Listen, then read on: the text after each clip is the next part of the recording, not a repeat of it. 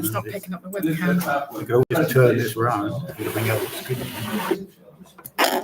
It's not ideal, but Out it's of the way better then.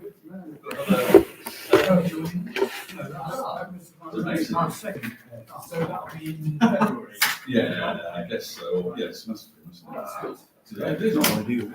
I don't Your know. presentation was done a storm. I knew it would. It's plugged in. You were outshone by the young lady who was there. Oh, you both were. Just want to make sure it's. Bloody teasing you. Really. What was this? Did a presentation. Look at that. It's working. Job really. And to enthuse them, because we do a. I work in the physics and astronomy department. Yeah. Melanie, So I thought you crashed. yeah, we did some rockets. Okay. A rocket coming our way from an asteroid or something. Oh, there's plenty knocking around. There's always another rock. Yes. I'm about to wind this down. Yes.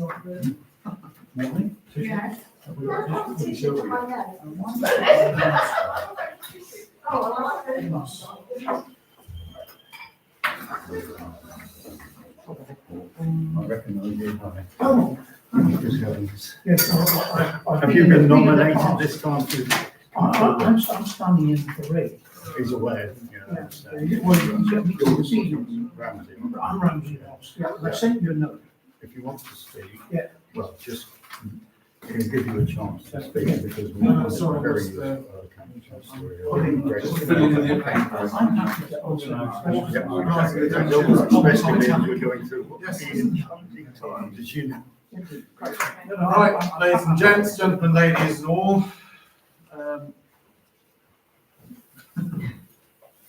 It is 6:30 on today, the Wednesday, the 10th of December 2025. Welcome to tonight's exciting rendition of Oakham Town Council. So,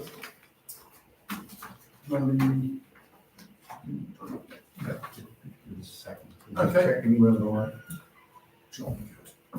right, agenda item number 1, apologies and reasons for absence. Looks like all last time. No, it isn't. Not quite, I know. Okay, I've got one apology and I need to read out the reason why there's an apology from Anna Hathaway. It's the letter which you sent to me, it's a resignation from Oakham Town Council. And it's like sadness that I'm having to read this out. It was with sadness that I must tender my resignation from Oakham Town Council. I had hoped that being part of the team that pumped life back into our beloved town would be a fulfilling and enjoyable experience. But it hasn't, and now it's become impossible. I am no longer prepared to tolerate the bullying tactics of the councillor. They have proved themselves time and time again to be working against this council. Each and every time this council tries to do something, this councillor finds fault. They do not offer solution, only complaints, and they are a hindrance to this council in all its undertakings. They treat people appallingly, but complain when they perceive they have been slighted. They take delight in sending lengthy, rude, factually inaccurate emails to anyone they think will listen. But when their poor behaviour is pointed out to them, they immediately play the victim and claim that everyone is being mean to them. They have repeatedly insulted me, my family, and my friends. They act on rumour and half-truths and upon imagined slights, bringing this council into disrepute. The reason for this council having difficulties in achieving its goals and has a bad reputation in Oakham is this council. I urge the council to be extremely cautious in its dealings with this councillor. They are no friend to you or Oakham. I firmly believe that they wanted this council to close for a number of years, highlighted by the Change.org petition of September 2015, and the behaviour during the numerous times they have sat on this council. I hope the council can stand strong against this person. The behaviour will not change because in their little world, they can do no wrong. I would love to come back and serve this town again, but only when that horrid little person is gone.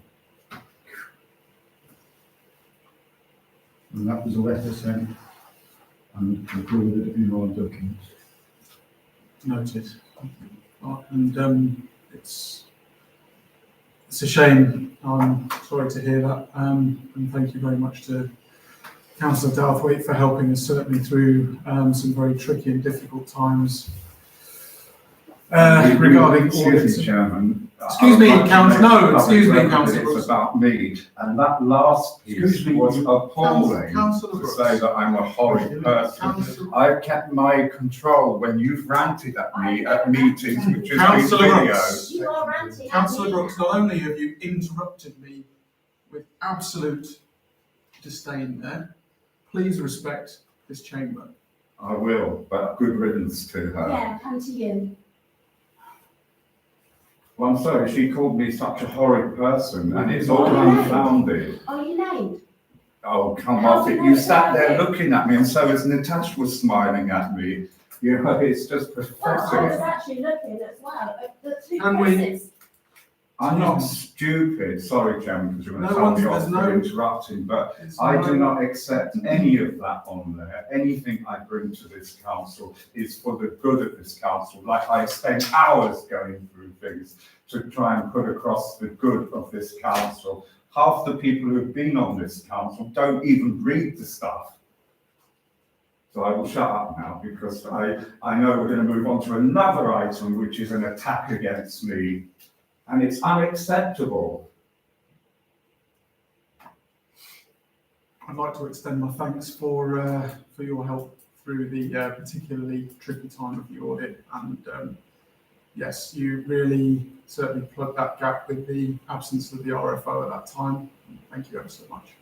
Can I just point out that is also the first time the resignation letter has been read out in this council. You know, it is picking on me.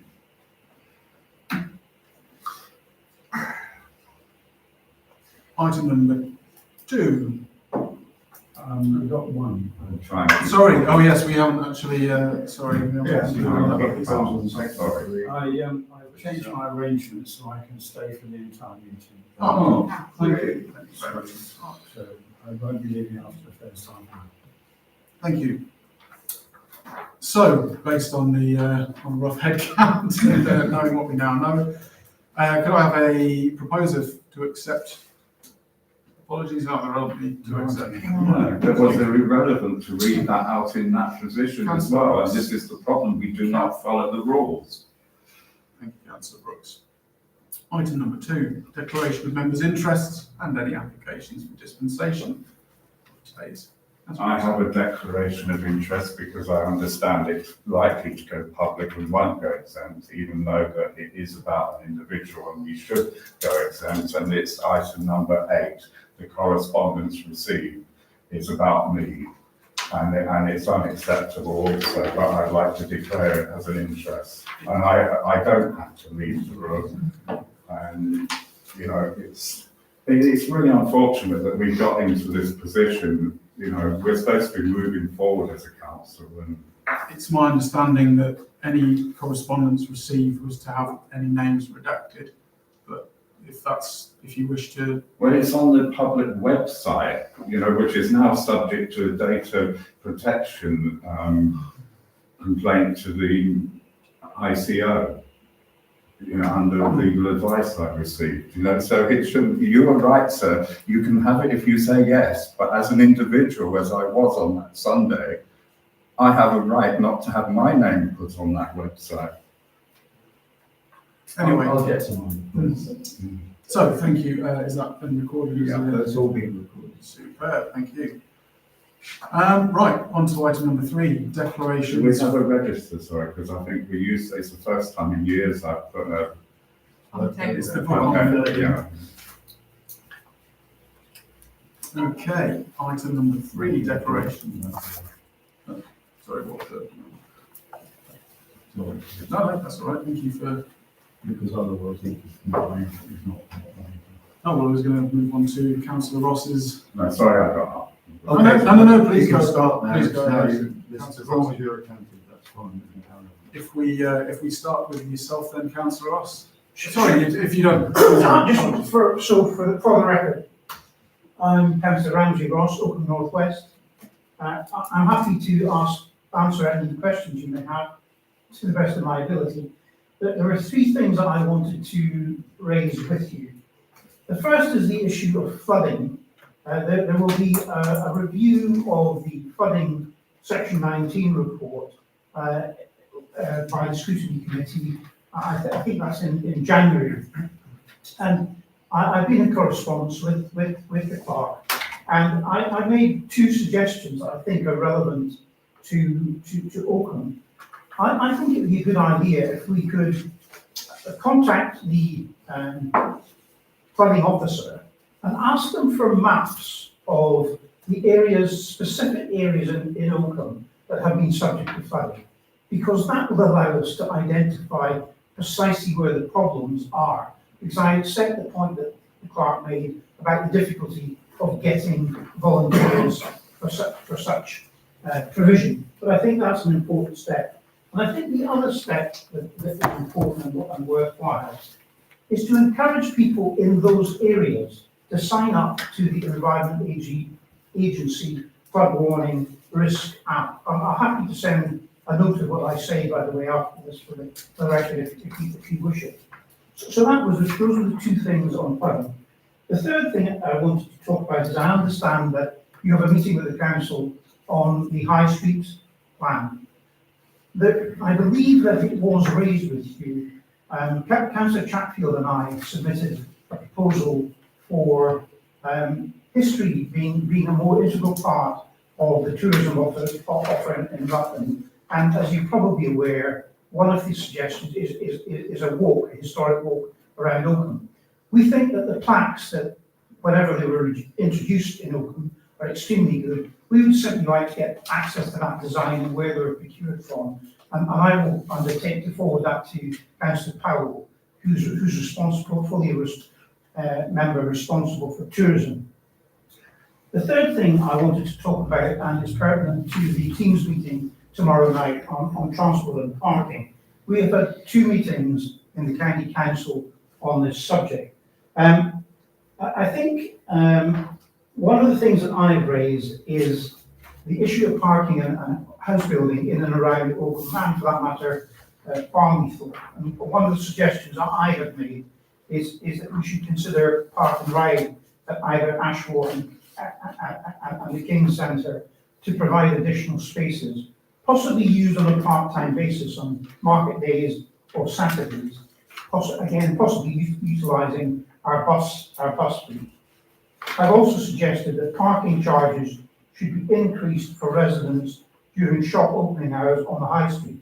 So for those resident parkers, the permits currently on the high street, I'm suggesting that there should be an increase. So that's because it will provide additional parking spaces. We know we have a limited number of parking spaces. We know we have a limited number of parking spaces for people with disabilities, and I think it's something that should be considered. And I've also suggested that there should be an increase in charges for vans and large SUVs in our car park. The other point that I want to highlight to you with regard to the truck transport is if you have any particular concerns around safety and road maintenance, this is the opportunity to highlight them. The only concern I'm aware of in my own constituency relates to the speed at the top of Bronston Road North in particular, where cars enter the town. But this is an opportunity to raise those issues. But a number of other councillors have raised the issue about white lining, and in particular at stops and give lanes. So those are the three things, and thank you for giving me the time to raise them. And I've offered Councillor Payne's apologies already. Thanks So so for any much, questions, I'm happy to take them. Yeah, go. Issue regarding, I was part of it's interesting the point you're making, Councillor Ross, about the Bronston Road. That we did the speed watch, whatever it's called. Yes, community speed We, watch. okay, we did, after a couple of days, we didn't do Braunton Road at all. All right. Because there weren't any speeding. I found that quite interesting because the Stamford Road and Uppingham Road are very different, but Braunton Road, people said, well, it's no good when it's not catching anybody. I thought that was a good thing because that means people Yes. weren't speeding. That chicaney thing, halfway up Braunton Road does make a big difference. Yes, yes. And so just an observation. Yes. The other point is, have you considered a multi-storey car park? It was something that one councillor has mentioned, was identifying the site. It helps Okay, a lot. I'll give you a suggestion then. If you look at the British railway stations, they have these car parks that just bolt together. Yes, yes. And the, I used to sell them actually. okay, so you know what I'm talking about. The car park, I think it might be Westgate Car Park, the one behind the Melton Road, Yes. would seem to me to be an ideal place to think about bolting this What thing an excellent together. idea. As a thought. When I did the neighbourhood plan, there was a suggestion that we had an underground car park at Church Street, which I couldn't really understand how that would ever work. But maybe a bolt together car park on North at Westgate car park might be a solution to deal with the parking. I'll steal your idea and I'll make that as one of my submissions. Paul?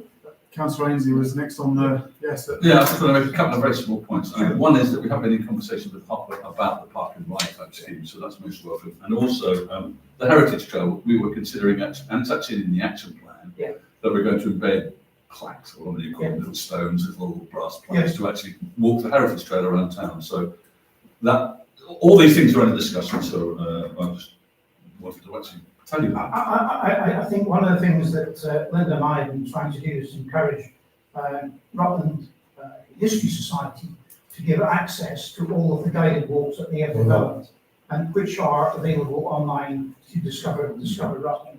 But it would be better if it could be accessed by a QR code, is one of our suggestions. Yeah, exactly. There's a lot of things that can be done, but I'm very pleased to see that Rutland County Council are being proactive. Yes, and Rosemary's taken it on board.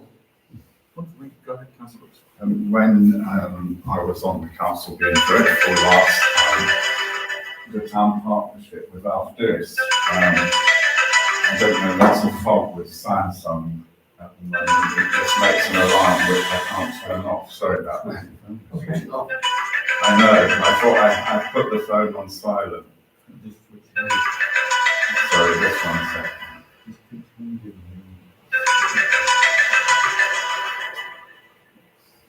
I will turn it off.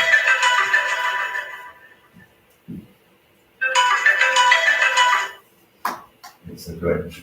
Sorry about that. I was on the council when the town partnership was more active, after this was on at the time. And it was actually put to Rutland County Council at the time that there would be possibly the opportunity of that exact location in the Westgate car park for some sort of level of parking Right. with units underneath. Right. But one of the issues there, which has come up recently again with the Baptist church and that, is that actually that whole car park is a graveyard. And when the county council took it over, they just tarmacked it. Right, I was Yeah, aware of that. I wasn't until I went to the Baptist church to see about their new proposals and how they're going to deal with their part of what they still own. Right, there are bodies. Okay. So I think that's probably why it all stalled all those years ago, because once you start talking about graveyards, there's all the costs of the interment. Indeed, that's a very good point. Yeah. Okay. Thank you very much. Cheers. Thank you. And it seems we have another deputation for the evening. Lisa. You can sit if you'd like. Thank you, Chair. I shall stand in your presence. I would just like to clarify a few points in addition to my complaint for the record, and I respectfully request that a copy be included into the minutes. First, the matter is very simple. A parent raised a safeguarding concern about their child's photograph being published online. That concern should have been respected regardless of tone, regardless of personal feelings, and regardless of whether the council chooses to describe himself as acting in a private or press capacity. Second, the council has suggested that his complaint should not be heard in public. That isn't correct. I have given explicit consent for public discussion, and the law is clear that this does not fall into an exempt category under Schedule 12A of the Local Government Act 1972. Third, the councillor has presented himself as press. However, his outlet is not registered with the IPSO or impressed, and there is no evidence of recognised press accreditation. Press status cannot be invoked selectively to avoid scrutiny as an elected official. Fourth, this matter was brought into the council's arena by the councillor himself through the use of councillor correspondence, councillor contact details, and subsequent attempts to influence the council's handling of the complaint. Those actions are not consistent with someone acting purely in a personal capacity. Finally, Chair, I need to emphasise that this complaint is not about politics or personalities. It's about the welfare of a child and the expectation that safeguarding concerns are handled with sensitivity, transparency, and respect. If an elected councillor refuses to remove the image of a child after a parent objects on safeguarding grounds, the decision speaks for itself. And I believe that the public have the right to be aware of that position. I trust the council will deal with this matter in line with those principles. Thank you. Councillor Brooks. No, I need to respond on a couple of things, and I'm going to keep calm. I don't have to be registered with the IP, whatever it was, the press organisation. I did various things when I set up Oakham and Rutland News last August, which satisfied Rutland County Council legal department that I was press, and that's why I'm allowed to go to election accounts. So I dispute that part of it. Now, the other part where I involved the council, the complainant was given my council email address at the time, wasn't even on the website. So the complainant initiated the use of my She council. replied with your council address, then should you? Because all of your Well, future no, she wrote to correspondence me. was done through council. It doesn't matter, we've had this issue come up with something with the audit, and it doesn't matter. I made it very clear in my response that I was acting in my private capacity. Can I just ask why you Well, went to I the would- photo down? It's just a photo Because of my I've said child. to you, you've been very polite to me about it. I think that But your the correspondence complainant- manner has been very rude, and the fundamental The argument here is complainant that it's just was, a photo of my the child, complainant and you say came it's to just me take it down. and threatened me with legal action to take it down. And That puts my back up. okay, so And I regardless of responded in a very firm way. I have not broke the law. I worked as a community reporter and took the photographs that day. If you had responded to me in a polite manner, as did the military man who was in the middle of the crowd, that's why there's only one photo of such a significant event where our mayor attended. I took his word for it because there are confidentiality issues with military people. He approached me You're not afterwards safeguarding issues and for he children. said, I was not told that. No, I no, was I'm told, telling take you it now, down because we don't But I'm want it. asking you now, and I'm asking you No, very it's politely become and a nicely. safeguarding issue.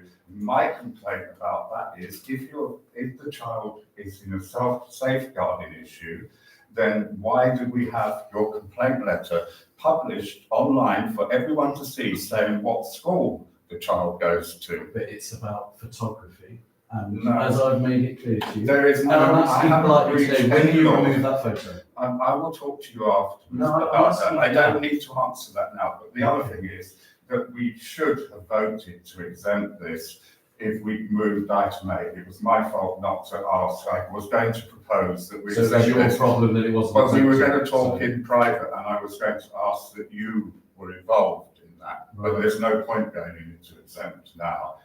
But the issue I also have with this is that your email says conduct complaint. Now, this authority has been told, because they don't like me, that they cannot investigate or deal with conduct matters. Have I mentioned that in my statement today? You've mentioned it in the original Have email, I which is mentioned going it in to my be statement discussed. today in open forum? It's in the public forum for the meeting tonight, agenda number 8. It specifically states it's a conduct complaint against Councillor Brooks. So do And you we, believe that as a your council, conduct- are not legally allowed to consider conduct complaints. If this Well, was this to be is a handled, public- This is a. if this was to be handled properly, the office should have said, and I'm sorry because I don't want to mispronounce your last name, but I'm not being disrespectful, but if they said, Nitash, thank you for your letter, but we can't deal with this, please go to the monitoring officer. We wouldn't be here now. And actually, that has occurred. Yes, correct. Yeah, well, that's fine, but only because I asked them. No? Yes, it was, It's because already done. you spoke to I could. Point of quite order, happily- point of order. me. You spoke to me about it, Chris. Can I, And you even threatened me by saying, just take the picture down, Martin, the Christmas light event. You said, if you take the picture down now, I won't bring any of this to council. That is another threat. Okay, then. Your actions speak so much louder than all of your words. Because all I'm simply asking you to do, which you continue to refuse, is take down a picture of my daughter. I would have Together done, very it's much, not actually we on stand- Facebook, it came off, it's not on there, it's still on the news blog. But there is no reason why it can't be there. No, Your it's not like daughter you is a can't. tiny little, you've got to enlarge it to see her I'm going to face. dive in here. Sorry, Chairman, yeah, No, no, sorry. I'm going to dive in here. Thank you very much. And apologies for interrupting, I should have. No, shown no, better. no. But to finalise it, it was put to me politely, like Councillor everybody else Councillor Brooks. does. Councillor Brooks. I didn't have members of the Councillor staff in the past, Councillor so Brooks. please don't Thank you photograph very me, much and I for your don't. input. It's manners. Councillor Brooks, do you mind? I'm sorry, but it No, really no, winds me up. The silence will be sufficient, thank you. Right. Thank She you, sits everyone. there laughing. She's Councillor caused the Brooks, do problem you because mind? She screenshotted it and sent it to her. I'm not stupid. Councillor Brooks, I you are, screenshot something. Councillor Brooks, I am just going to give you a warning on this. Thank you very much for your input. Let's leave it at that, shall we? Could I just ask, well, he's obviously made a comment about me. Can you confirm that I asked you as a town clerk to a councillor to remove the picture and you said no? You did ask me because, Thank you, and that's all. No. you threatened. No, I didn't threaten you. You did threaten. I just asked will you remove it? Yeah, and you said it in a way that was like, I'm not even going to bring the letter to the meeting. That is a threat. Okay, guys, we have got a pretty packed agenda this evening, so let's call that a day. Thank you. And it's got my back up Sorry? wall, so I probably Yes. don't even take it off. Right, You can so smile away. I'll just Take take away it our off. Councillor Brooks, mind. Let's move on to item number 4. You can then. The minutes of last meeting. So to confirm the accuracy of meeting minutes held on the 12th. Is that a proposal, Councillor Clark? Or a question? A comment, I'm afraid I'm both absent and there. Yes. And I was absent. Wonderful. So that has been rectified on the official minutes. Thank you very much. I'll sign the copy, please. Okay. Should we, sorry, Councillor Brooks. Can I just say something positive? As I've been accused of being the most horrible person on this council, I'd like to say that what a pleasure it was to work with the clerk on the minutes this month. And that's why we're not all standing here going, this is wrong and that's wrong, in the volume we've had in the past. And I really hope that this is the way forward. Thank you. Could I, And I'd like to propose. okay. Thank you. We have a seconder for acceptance of the meetings. Thank you very much, Chris. All those in favour? That's unanimous. It is unanimous for those that are there.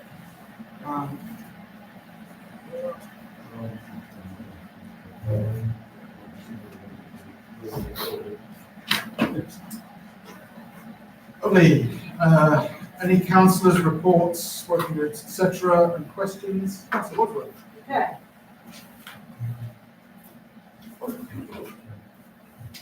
On the 26th of November, I attended the Rutland Parish Liaison meeting held at RCC in association with the LRAC.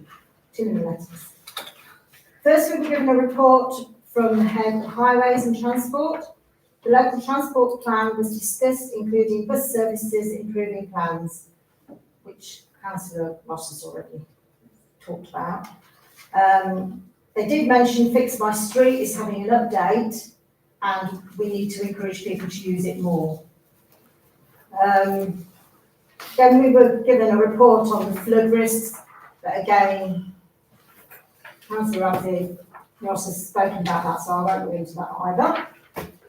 Just catch up yourself. Then we had an update from John, the acting CEO of the LRALC. There is a new training booking platform which will make it easier to see what training is available. So anybody can go on to this website, look through the training, see if there's anything that they would like to do, and then contact Clark and he will book it and pay for it for you. Another thing that was brought up was the, I can't say this word, and respect plan, pledge, right? So, anyway, it's to start a culture change in parish, town, council sectors. It has been introduced because there is no place for bullying, harassment and intimidation within our sector. There is an easy way to sign up and demonstrate our commitment, which I believe that John has sent you that to do, yeah? Assertion 10, Annual Government Statement 2025 to 26, a new requirement in 2025, Practitioner's Guide focusing on digital and data compliance. This brings together rules on the email, IT policies and freedom of information. Again, that's something that we need to sign off. That's it, thanks. And also, while I'm stood up, can I just say thank you very much for anybody that's helped out recently with the events at Christmas. I don't think we've had a meeting since then, so thank you. Thank you very much, Councillor Wadsworth. Yes. And Councillor Clark, yes. Sorry, Sandy, can I commend the, just picking up the point that Councillor Wadsworth was saying, the training by the LRAC is actually brilliant. I went on a training course at Amstead, I think about a month ago, on councillor training, and I would commend the training to you all. I think it was an excellent 2 hours, and the trainer, John, his name is surname escapes me, did a great job. So I Cool. it was excellent. Thank you. Thank you very much, Councillor. Any more? No. Thank you very much. Can I just say apologies for that I wasn't able to attend because I'm nominated to attend Saturday. Thank you for that report, and hopefully I'll be able to go to the one in the new year. Super, thank you. Okay, Chairman's report, I'll keep it very, very brief. Following on from the help and assistance that RCC have given us from the Code of Conduct committee meeting that they had and the pointers that arose from there. Many of us have attended now additional Code of Conduct training, as also facilitated by John from LRALC. I would encourage anyone that was unable to attend that to book a session with him. That is freely, well, not freely available, it's at the cost of the council, but it is very competitively priced and well worth every penny. I certainly suggest that we all attend that if we can possibly get a full house on there. Clerk's report. Hi there. Well, once again, you've got an office newsletter, so I won't try to go over too much what's in that report. I would like to commend, I think I need to put on record my thanks both Melanie Farmer, my assistant, and Councillor Sally Ann Wadsworth for the hard work. And I think we all know around this table how much hard work now is into events, because quite rightly the government are concerned about what could happen in public events. It's an unfortunate world we live in now that the red tape just keeps on mounting now. Martin's Law will come in and we will have to comply with it, which means events will be more arduous to attend and it does take a lot of effort. And I have to stress that, a lot of effort to put on public events now, and it's getting worse. I'd like to also put on record the thanks to all the councillors who turned up, and as I called them in my little brief note because I needed them, and my little elves who helped make the switch on work perfectly at the time, where everybody attended, and I thought it was an excellent event, brilliant. I'm not so little of them. They'll never know, of course. Ho, ho, ho. The other information you need to know is that obviously councillors need to be aware that the deputy clerk is now on long-term sick until January the 5th, when obviously we will have to talk and see if the doctor still thinks she needs more sick leave or whether we can have a return to work for her. Email correspondence, I've had, you've had the email correspondence now, I don't think there's any more point in going over that. I just want to stress at this point, if I can, Chair, that we now have a situation where the 3 Chris's is what you should do. So if you have a concern about a member of staff or a councillor, you have 3 Chris's to approach, and they're sitting together here. Chris Nix, the chair of the council, Christopher Clark, who is chair of the staffing committee, or me as the town clerk. That's where your first route should be, please. Nowhere else. Keep it in confidence, keep it to that level, so that the first response should always be through us, one of us, whichever you find most comfortable with, and we will try and deal with it in a proper way. Obviously, also, I'd like to say about the training, I thought it was brilliant. I will be looking for another training session with John, because I think he did an excellent job, and it makes economic sense for us to hold it more if we have this number of councillors here, rather than doing it individually. And I think everybody agrees face-to-face when it's trained is really much better than going on video. Thank you. Thank you. Just, John, you had a question? Just a comment, if I like. Having been to many industrial tribunals, 6 and 1/6, it seems to me that it would be a mistake or an error, oversight perhaps, to wait until the 5th of January to see whether this member of staff comes back. I think as an employer, we're perfectly entitled to invite this member of staff in during her sick leave.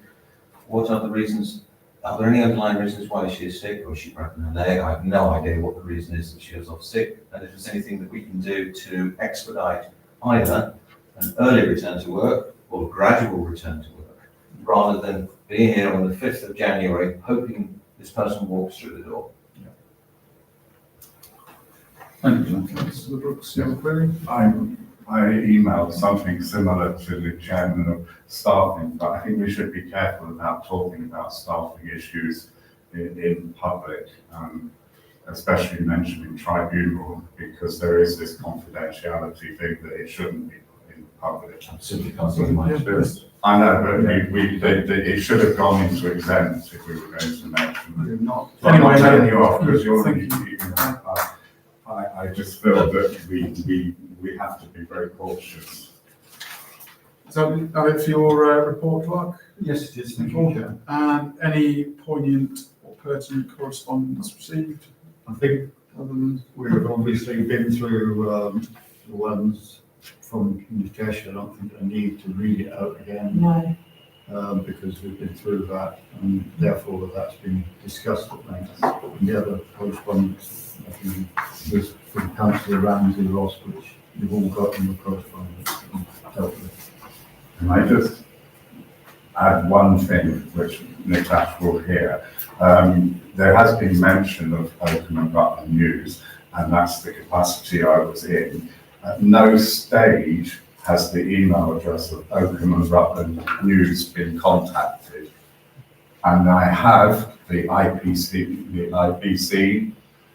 rules and regulations, which I abide by, not as a member, and it does clearly state that if you have an issue, to contact that email address, And arguably, in the first instance that you were contacting council email, which your shouldn't have reply should happened. have said, don't speak to me through my council email, because I was speaking to you as a capacity of a press person.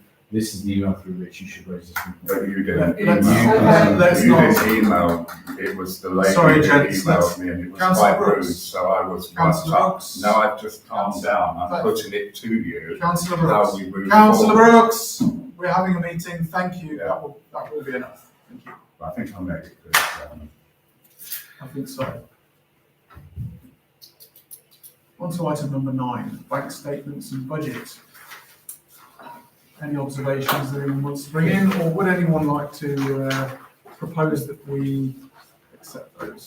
Councillor Brooks, is it a query or a proposal? And there's a couple of points I wanted to raise, nothing much, just there's a couple of questions, because one of them I didn't actually get an answer, and I'm sitting next to the man. At our last meeting, and I appreciate this, I appreciate, Councillor, I appreciate that this overlaps when the clerk agreed that it shouldn't happen, that members shouldn't be going out and buying things and paying. But I am concerned, and I think it's not a concern that Paul did it, sorry, Councillor Ainsley. It's the concern of the expenditure for these councillor packs, £118.68, when later in the meeting, we're actually going to make them obsolete by approving a new code of conduct, which is included. So I would like to know why we don't just do like we used to do. And I know you hate me going on about the past. All we had was a ring binder, blue ring binder, council colour, and we were given the new bits hole punch to put in and take the old out, which costs nothing compared with these very nice booklets. Anyway, I won't go on. The other thing is that we bought 2 wreaths for Remembrance Sunday, and we've never done that before. That's because we've never had two items to go to, the morning and the afternoon. No, it's because the deputy presented one, which is very rare. I think that happened perhaps not as a intentional act, but No, but we should be cautious that we don't start things more expensive than that. yeah, I don't think it was.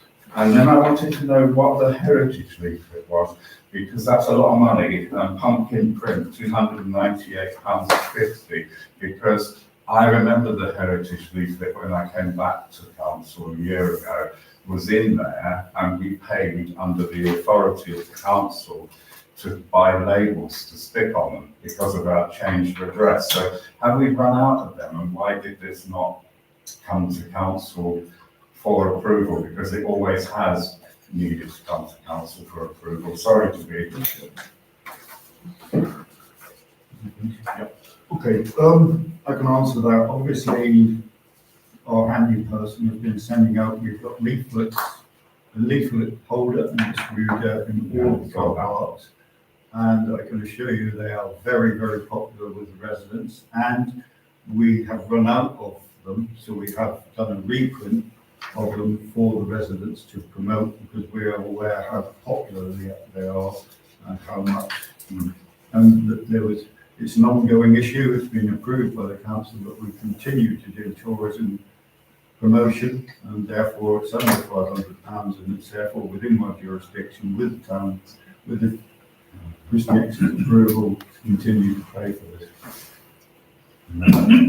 But if I can just quickly come back on that, the tourism leaflets have always been an issue for the council, and they were always revised and always came And that's for one has to approval. So I don't really know, if we've run out, it should have come for approval, because things change in the town. The other thing is that, are we talking about that at the moment when you say budget? No, that's later. Oh, that's fine, I know, sit down. This is just the bank statements, Councillor. Yeah, no, that's fine, I don't have anything else, sorry. Go on. Would anybody care to propose that we accept the accounts? Thank you very much. That's seconded by Councillor Clark. All those in favour, Against? And just abstain. And abstain. Okay. We sign. Thank you. So we're now signing the accounts every month. We will sign the accounts that should have your name there, not your name, but your status. And I will sign as a town clerk to say that the only thing I should have said, which I forgot to say, also in my town clerk's report, which I have signed, is we are seeking actively to get a Unity bank account, and we have put in the application. We've got the signatures. We're now just waiting to get all the documents together to send it to Unity before Christmas. And we have an additional signing, or nearly. Yes. So now we have an additional signing invoice, which we had to do, which is gone because Anna was obviously. Then you screwed up my personal banking. Well, Splendid. oh, God, really? Councillor Brooks, do you have a Yeah, it brief was observation? 9.6, spend transfer over 5k. I don't seem to have that. Have we got something? Oh, yeah, I did see it. I possibly left it at home, but we need to approve it. But then we've got that as a separate item. This is the complication. Did you give it? Let's, you know what, let's do that one as a standalone. Yeah. Why not? Because that's item number 10, Chair. It is, No, that's sorry, that's- 9.6. That's 9.6. That's 9.6. So, but then when we move on to item 10, we're being asked to approve it there. So that's the, That's just invoice. Yes, sorry, what should have happened? Sorry, it's my fault to a certain extent, Councillor Brooks. Obviously, this is once again the situation whereby we cannot approve 9.6 until we approve item 10, which is once again, the unmetered electricity invoice for street lights in Helcombe, which is obviously over 5k as always. And therefore we need to do that before we can approve 9.6. Can I make therefore, Clark, a request to you, please, if you wouldn't mind noting this? Yeah. That in future, all of our spend over 5k that needs approval. Yeah. That is relating to anything in the body of the paper that we're addressing on that Yeah. day, be moved to one of the later items, please. Yes, Thank you. okay. Otherwise, they think I'm saying something wrong. So let's do item 10 so that we can dive back in on We took a 9.6. vote on 9. Sorry? Did we take a vote on 9? 9.6. We're We going took a to, vote on 9, but not We 9.6. can't do 9.6 is All right. contingent on. Yeah. So, where are we? Exactly. 10. 10. So this is the unmetered electricity invoice for street lighting in Oakham as raised by RCC. Don't think you all read the paper, don't need to introduce that any further. There's a figure on there. Councillor Brooks, you have a query? I have a comment. This is one of these payments again, where we don't have a contract with Rutland County Council because, as far as I know, we both lost it. And it's extraordinary that both councils are willing just to have an agreement that's just on, say, we started off paying this with the threat in 2012 that if we didn't pay it, Rutland County Council would turn the street lighting off. And it was about £10,000. And I was on the council and sat in the other chamber with the leader of Rutland County Council. And we did agree, which is proven in the records, that it would increase by 5% each year. The payments showed that that was the case, but no one has an agreement. But unfortunately for Rutland County Council, in the last couple of years, energy prices for all of us have gone through the roof. So they just send us the bill, which is a lot. From 10,000 adding up to probably got to about 12. Is a lot of money, and I would like, if we approve this, and we had something at the last meeting where we said the top of us, that we're going to try and formalise it, but we don't. And we need to get into the position when we're talking about large sums of money that we have a contract. Because we wouldn't do it at home, we wouldn't just pay something. And just Councillor Brooks is quite right, and I've done some research on this. Of course, this is Rutland wise. This isn't just us upping in, and all the other councils pay this fee which they're asked for from Rutland County Council. You're right, in the cabinet meeting in 2012, RCC approached all of the councils who accepted, unfortunately, accepted the cost, which obviously at the time, as you said, Councillor Brooks, was not substantial. And that's all that happened. No one signed a contract ever, and that's never happened. So that's where we are. It's much lower than it has been in the past, as you know. Certainly, if this council wants me to try and we will be meeting Mark Andrews tomorrow to talk about contract. The problem we have, as you know, Councillor Brooks, is that RCC are in a bit of state of flux at the moment, and the chances of getting any kind of contract through with them at the moment might be limited. But we can certainly investigate them. Councillor Ainsley. Yeah, sorry, a quick point. I did actually send a letter to the office with a draft contract for both the department and for this. Hopefully we'll progress that forward. Thank you very much. Councillor Nichols. Just a quick question on this. The proposal mentions LED lights. So I just wondered if it would be our responsibility to install LED lights as an energy saving and money saving measure, or would it be RCC's responsibility? And if it's ours, should we consider it? Typically, I believe that last time I was involved in this particular query a couple of years ago, it was suggested that RCC would be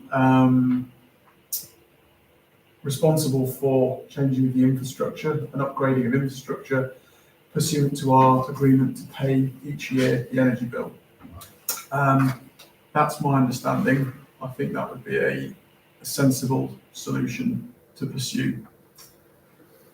My memory may be failing me, just highly neglected, certainly. But I do seem to gently remember that when, I think there was an agreement that as units fail, that they were going to be replaced with LEDs. Now, I don't know how that's progressed, or even I'm correct in all of that, but that would be a useful way perhaps to approach that. Certainly the theme of it was very much moving towards LED as the primary lighting source. Councillor Brooks. My memory on this is quite good because of the way it's gone up, but when we sat in the meeting, we were actually told that Rutland County Council, in return for not switching them off and us paying for them, would be solely responsible for any replacements, maintenance or upgrades. Now at the time, because it's not obviously been put down officially, it might be in minutes somewhere, they did say that they would replace them with LED. Which surprised me when the clerk said that they're not all replaced with LED, because wherever I walk around the town, they look like LED, so they're white. And I do remember at the time saying that I read environmental things, that they were bad for the environment, and of course then I was laughed at. But now they're saying that we should not have LED because they are bad for wildlife and things. So we are only responsible for that if we want to be. Councillor Brooks' memory is absolutely right. At the meeting where this is agreed to be passed on, because there was a commitment from Rutland County Council to convert all of them to LEDs. The government gave a grant, gave a commitment to doing a grant for the next year, a massive grant to convert them all to LED. You can imagine what happened after a few months. The government said, actually, money's run out. And then all the LED transfers that were planned by Rutland County Council, to be fair to them, disappeared. But Mercury is, I'm sure Jonathan knows more than me about this, is way, way better than sodium. It's about 50, well, it's not as good, but it saves a lot of energy compared to, the vast majority of them are Mercury, vast majority.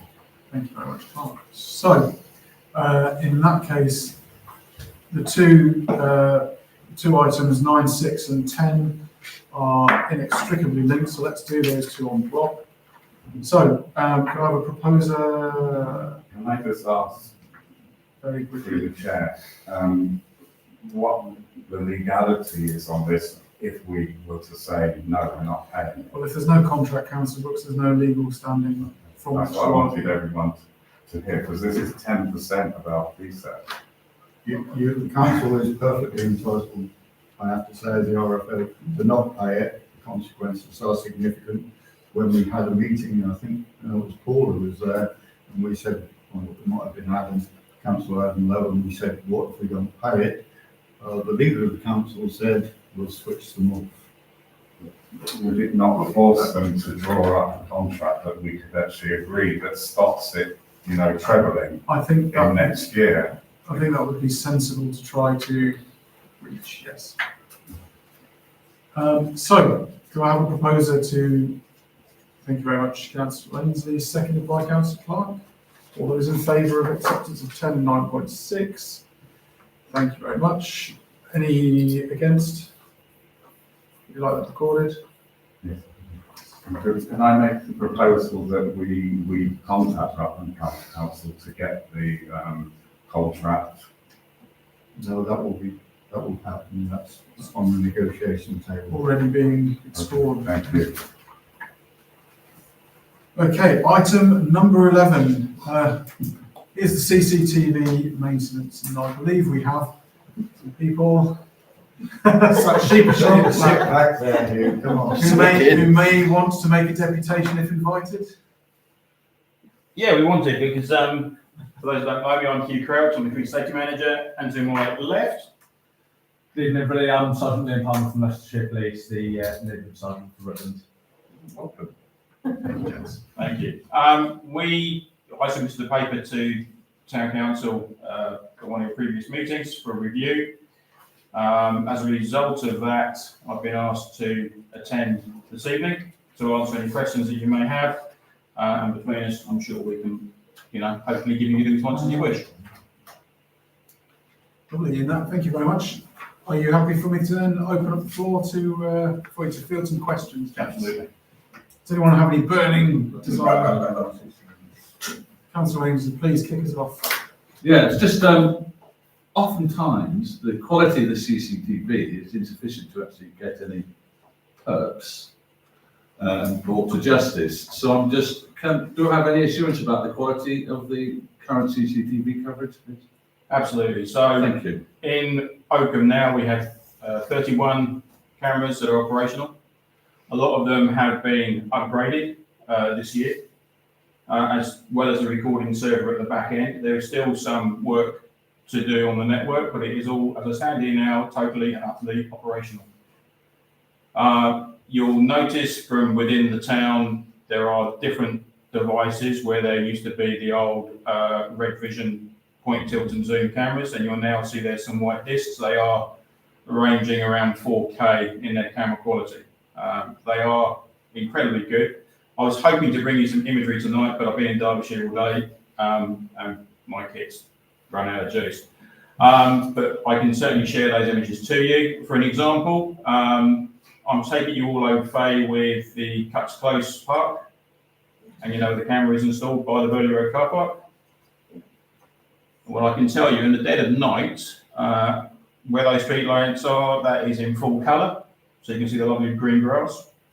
And the bandstand itself, we can put it into monochrome and you will be able to recognise any young or persons that are using that, even at 1 AM in the morning when it's totally pitch black. We have invested heavily. The technology is absolutely improved in the last number of years, and we want to take and bring ourselves as far forward as we can with the resources that we have in hand. Because ultimately we want to be able to hand over a package of information to these lovely gentlemen, and they can bring those perpetrators to account, which is what we've been very successful to do since the equipment has been upgraded in the town. I've got a further question, but somebody else wants to step in first. Seems you're the keen bean. Well, I don't know about King, but that's something. Martin, you go first. Okay. Councillor Brooks, you go first. I don't mind being called Martin because I'm dreadful, you know.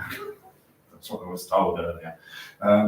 Anyway, I will speak to them first because I was at the traders meeting when Mr. Crouch showed us his laptop, and I can say that the images from the new cameras are very good.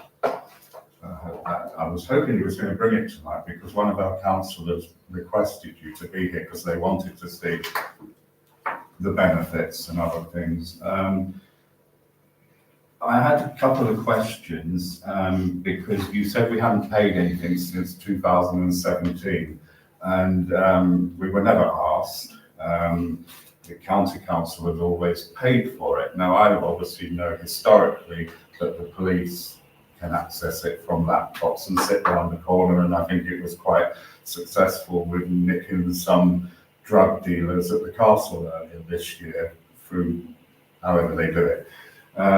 So I don't object to it, and I'm pleased that it's better.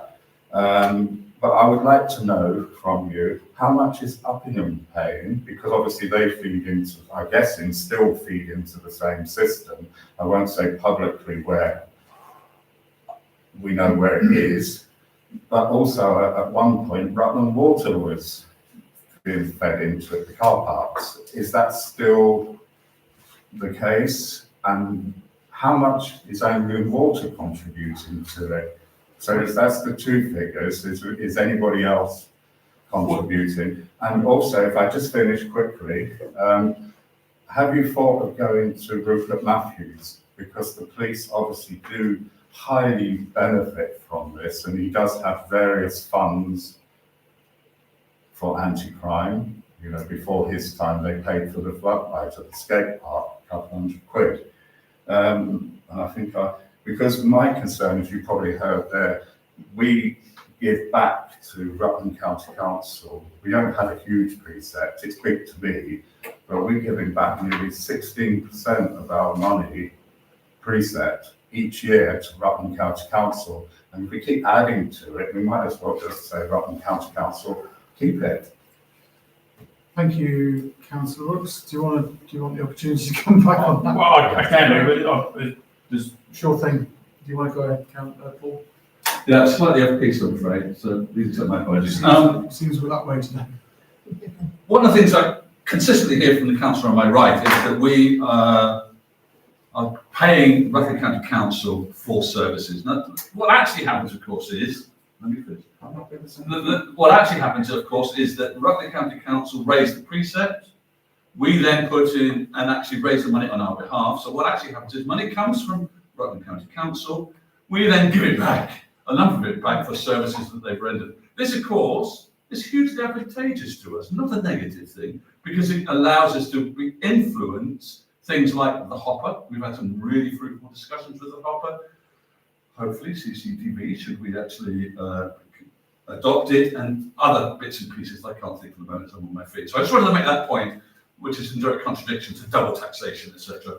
The last point I want to make is that Princess Avenue, some time ago, we had some issues with drug dealers and other places appearing over walls, and the actual business owner up there being afraid to leave the property when they were there.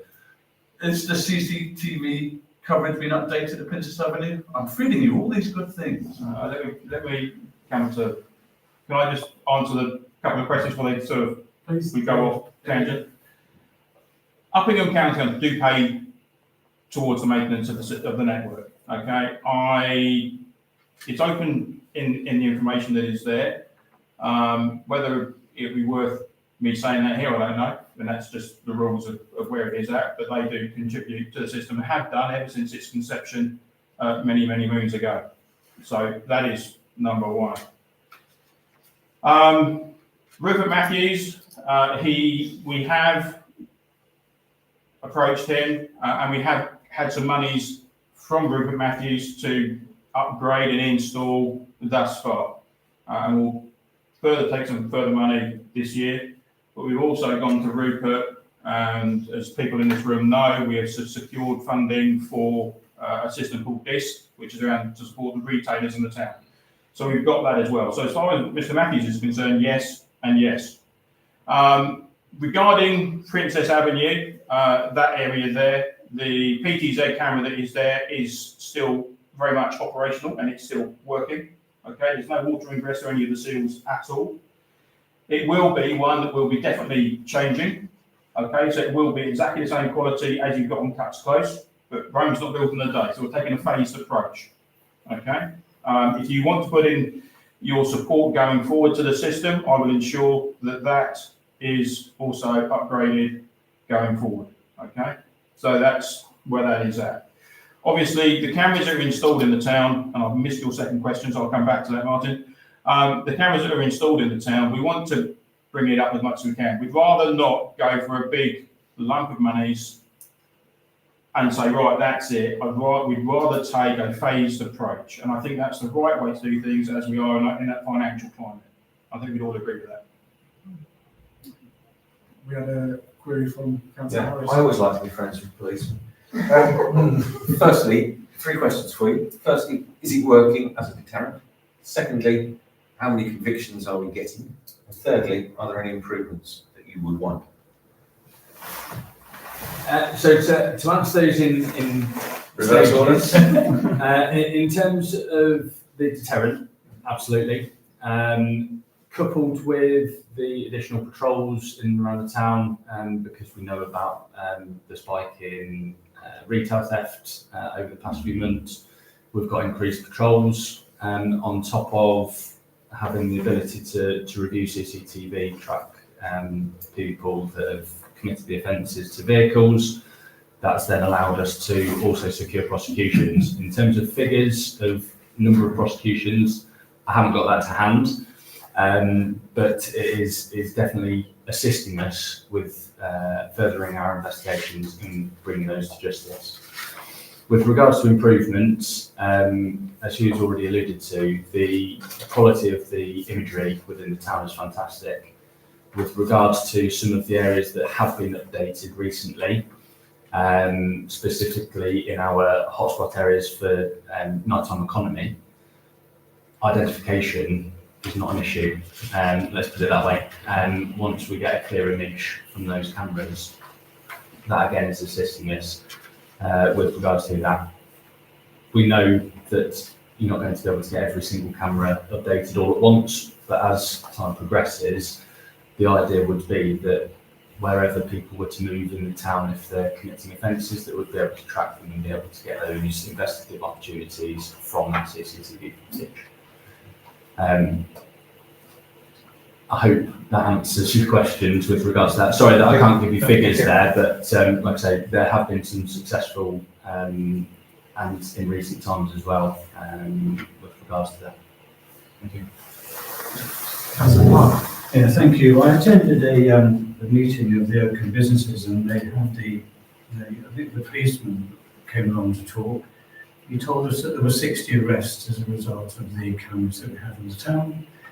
And I can't remember whether that were out of the 550 towns that were in his list, we were either the safest or the second less safe, if that makes sense. So I think the cameras speak for themselves in terms of a deterrent. And I got the impression, certainly, with it, is it called DISC? Yeah. This new system that's being introduced, and we were invited, I think it's in Melton Mowbray, isn't it? And we were invited to go and observe this, and that would make the place even more secure, more safe. Thank you. Thank you very much, gents, for your council works. Is it a quick one? Yeah, We've got a very lot on the quick. agenda. 1 second. Very Yes. quick, please. It's another question about, I missed it off, but Paul touched on it. It was on top of my list. Princess Avenue was serious issues. Our chairman brought a paper when I first came back to the council from one of our tenants, so we can talk about it because it was held in public. And they're scared, and I assume they still are now, but we were going to put CCTV up. And apparently there's no Wi-Fi, so that's dropped by the way. I don't think anything else happened. I think you might be confusing two separate things there. Princess Avenue, the dance studio. So what I'm getting to, if we approve this tonight, we're going to have to amend our budget because it's not in the budget. But if we approve this tonight, will the town council be able to have any input into, like, because I've noticed around the town and looking at it, you now have additional fixed cameras. Because one of the things, and I can't speak for everything, but one of the things I've learned being on the council is when we've had issues at the bandstand, when it was trashed twice and cost us a lot of money, the camera was pointing the wrong way. And I think this is the same with Princess Avenue, that if something happens at that building, that they might not be seen, whereas a fixed camera, if they're now good, will we be able to have some input and even perhaps pay for that? Would you like Mr. Crouch to answer that, Martin? Yes, sorry. Is that all right? Okay, so first of all, Cat's Close. Okay, there is a considerable distance between where camera number 14 is installed and where the bandstand is. There is the capability to put something closer because you have the electronic feeds with the lighting, and I don't know how that lighting structure works, whether your photo cell is further afield or at that point. Okay. Connectivity wise, it is in a certain network that it is secure, very much secure, and that connection can be made. Okay, but that is something, because it's more like your asset, your area, then I would be looking for you guys to expand on that. Okay. Looking at the fixed camera options for that considerable distance, the device that is installed on Cuts Close actually has its own infrared technology around the lens. Okay, so it's very good at the distance that it goes to, it will emit the right level of lighting requirement to get that observation. Okay, so that is a very good piece of kit, and we work very closely together. We look where the crime and disorder is very regular. I analyse everything on a monthly basis for everything that's taken place in the county to look where we need to do things. So we've not only got the town centre network in Oakham and Uppingham, but we've also got some antisocial behaviour cameras that we can also further deploy, and they are big devices. Okay. If you go back to the county status, we are the safest mainland county in the UK. The Isles of Scilly beat us. Okay, because they're in the 24s, and we are now 40, and I think it's 40.15%. We were 39.85% of crimes per thousand of population, and that is testament to So that's testament to the joint work that we both do. If you want an example of how efficient we are, only on Friday, and for those that are on the network of the traders alert groups, they would have seen on there that there was some shoplifting in town. We responded to those incidents to gather the information. The shopkeepers delivered those reports in, and that evening, and you're aware because we've spoken about it earlier, I've had the investigation report straight in the same evening, and the upload was done the following day. So that is where it is at, and that not only will give us a very good operational recognition for not only the perpetrators of that incident, but also the vehicles that were therefore involved. So, guys, we've got Rutland's, safety paramount in our hearts. We want and to remain the safest county in the UK. Well, in the mainland anyway, and do as much as what we can to work together. We engage the businesses, as you know, we engage in the nighttime economy, and we want to make ourselves a deterrent to people. If we just touch on the shoplifting that has happened this summer, you will know that the government has got a Safer Summer campaign that they launched. Unfortunately, we have been a victim of displacement from other areas. That is basically the fact of the matter, isn't it? So some of the people that have too well known in other areas have come here, and it's not taken us far too long to deal with them. And there has been some real positive successes here. Thank you, may I? Thank you. Just to put my tuppence in, I think it's great work that we both do, and I'm generally very supportive of this. I will make a slight amendment to the proposal when it comes to it, but we'll get there. Councillor Brooks, quickly, please. I wanted to just come back quickly because it didn't really answer whether we can put into it, because I don't want to list all the things, but the defibrillator was damaged and the shed was broken into and the camera was looking the other way. Okay. So that's what I'm saying. Can we get some assurance that if we start funding, that we can actually come to you and say we want one looking at that, but that shelter, and we want one for Princess Avenue? Well, Princess Avenue's there. I will take you back to the answer I gave a few moments ago.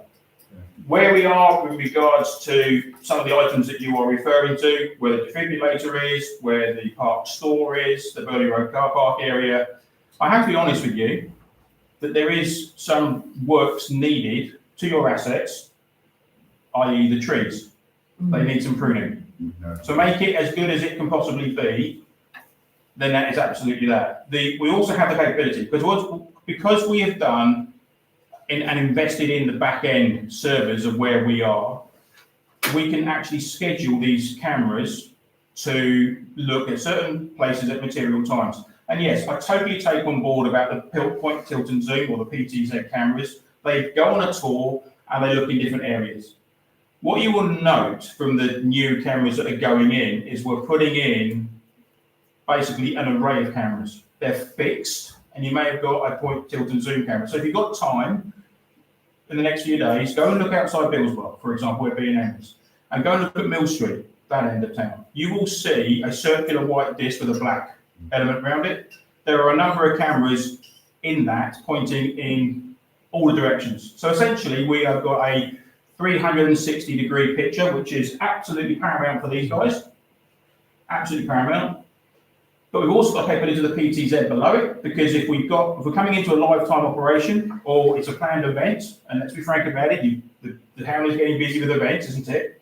That we'd actually look and put someone on the cameras to lifetime monitor it. And that is very good. I'll also offer if you want to come and look at the servers and the camera coverage, I'm more than happy, we're both more than happy, aren't we?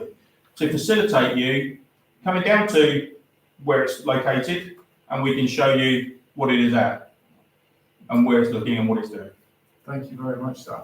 Do you want to dive on that, Melody? I just very quickly want to say thank you very much, both of you, for the assistance you gave me getting assistance from Leicestershire Police and for your officers on the day that attended. It was really appreciated by the town council. Thank you. No problem at all. Thank you. So, Yes, so I think this is a tremendously positive step personally. So I will propose that we accept this, but I will make a caveat that rather than committing at this point to an ongoing annual fee, I would like the opportunity to revise it on a yearly basis, if that's all right with you. So I think just as the opportunity arises, that we don't fall into what seems to be a bit of a trap that we have perhaps in the past in, just blindly saying yes to things and going on. Councillor Ainsley, you have a... Well, yeah, just with that in mind, with that in mind, I was actually going to make a proposal. An amendment to the proposal, simply saying, and it's also addresses the issues raised by Councillor Brooks, that we agree to this subject to a satisfactory and simple contract of engagement. And that can simply say, we review this annually. But I think it needs to be simple, but I think that might actually go some way to protecting our interests as well as your interests. But this doesn't cover any capital expenditure if we need no more cameras or more technology, does it? This is just to continue with what we've got. Yeah. That's correct. It is for the maintenance. If you'd like to be generous at another point, I'm not going to turn it down. Well, if we need so, that just not. Yeah, but what we want to try and do is, myself, what we absolutely agree on this, is that if we've got an emerging locality, okay, or an emerging area that is needing some coverage of some description, if it's within the town centre network, or we can move potentially a device from A to B to achieve the result we're looking for, then that is something that we will normally do through normal business, okay? We also then have the deployable units, which, as I said, mentioned earlier, are quite big ASB-related cameras. We can deploy those as well, but that is subject to some street furniture restrictions. I have to say that because we have to think about wind loading, liability, and so, because some of the lampposts in Oakham are not the fittest in the world. So that was where we're at. But absolutely, we'll work with you guys. Ultimately, we want to have a nice working relationship. Thank you very much. Councillor Brooks, you've spoken on this, I think, 4 I know times. there's a question for the proposal, which I'm Go happy ahead, to second, Super. but can I make it clear that because I don't know where we're paying for this from, obviously this is going to be a one-off, subject to perhaps the council coming back to us next year for an agreement to going forward, which I would be happy, but I don't know what we're going to take it up to pay for this year. We need to sort that, and also later in the meeting, we're going to have to add it to the budget, a similar amount of money, because the the fact we're accepting it tonight, I don't think next Yeah. April, we're going to turn around and say, no, go away. This You know. is just, I think that sounds, this will have to come from the general reserves if we do it now. And I've spoken with you at length and we would like to make the payment now. If we consider it in a year's time, then obviously it would have to come to council for approval again. So it'll be a new, so this, if we're going for this payment, it will have to be from this financial year, and in which case it would have to come from the general reserves. As of now, if the council wants to, they could defer it until next financial year. That's not what I would suggest. But I believe we've got enough reserves for this kind of sum to be approved now, and then, like the chair says, review it in a year's time. Can I ask that it's reviewed before then? Because obviously the contract needs to be drawn up and we've got to agree it. Yeah. So I think we need the proposal that we're going to support it and we're going to pay for this year's, and then any further payments, as you said, are subject to an agreement. And then I would second the proposal like that. Lovely. Are you happy with the crux of that amendment to your proposal? If I understand it, yes. So if I could just summarise, and just for my own understanding, Please, and probably for the. pay the 5.8 now without any reservations or any contractual stipulations, and then we will then enter into negotiations to get a simple and concise contract together so that we can actually review it next year. And the point about the budget is well met, and I've already suggested we amend it. But you've got to get into inflation annually, so you don't actually need that. I think this is a simple contract is useful, but I agree. I'd just like to say, probably rare for someone from the audience to put their hand up. Absolutely, you know, I'd like to create that contract with you guys. Okay, so actually going forward, all parties involved are very, very clear, and we can all sensibly take our steps and work forward together as a team. And I will ask our contracts team to liaise with, if it's okay, the chair or the clerk directly to progress that motion. Yep, no problem. Okay. Good. Councillor Brooks, you declare that you might be interested in seconding that. Would you care to do so at this time? I will second it. Lovely, thank you. All those in favour of accepting the proposal? Can I be naughty and say as long as it doesn't take as long as the waivers agreement? No, you may not. Thank you, that's unanimous by the looks of it. Right. Item, what was that, wasn't it? 12. Well, Yep. 12, sorry, I've just misplaced them. Have we dismissed? Yeah. Oh, sorry, yes. Gentlemen, sorry, thank you very, very much. You may stay if you want to, you can stay. I started at 20 to 5 this morning, so I think I'm my bed's calling. Thank you very much. Thank you. Thank you. Yeah, see you later. Thank you.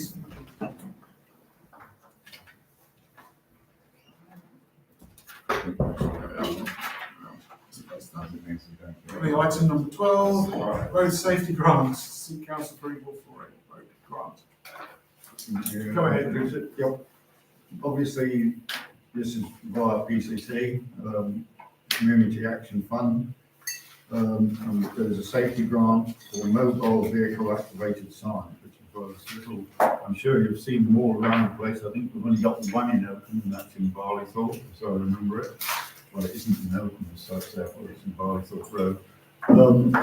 So we haven't got them. My view is this is a grant that we can go and get, and this is what happens throughout. I can tell you throughout the Vale of Beaver, for instance, all the parish councils there are getting them around their villages. They're very useful. The statistics are absolutely definitive. They do lower speeds. They do have an impact. And my view is, if you give me the approval here, we go for a grant, we fill in the form, and we try and, we've already made communications with Rutland County Council via Melanie to actually actively seek where they would like these vehicle activated signs from the highways to be, Obviously, ideally, there would be where there was electricity rather than solar, because in my experience, solar panels are a very good idea. But unfortunately, in the winter, yeah, that work. So it would be best if they were on a street light or something like that, where there's electricity that can be fixed up. So we've already approached RCC and asked for suggestions. My number one aim, if you agree, is the High Street, because I think it's time to actually stop and monitor. The good news about this also, and it is really bonus, as the villages are finding it, these instruments actually record the speed and the number of vehicles. So you've got statistics for future grants to actually find if there is a road safety issue. And that, from my experience in Melton Borough Council, is a way forward to getting more signs if you require them.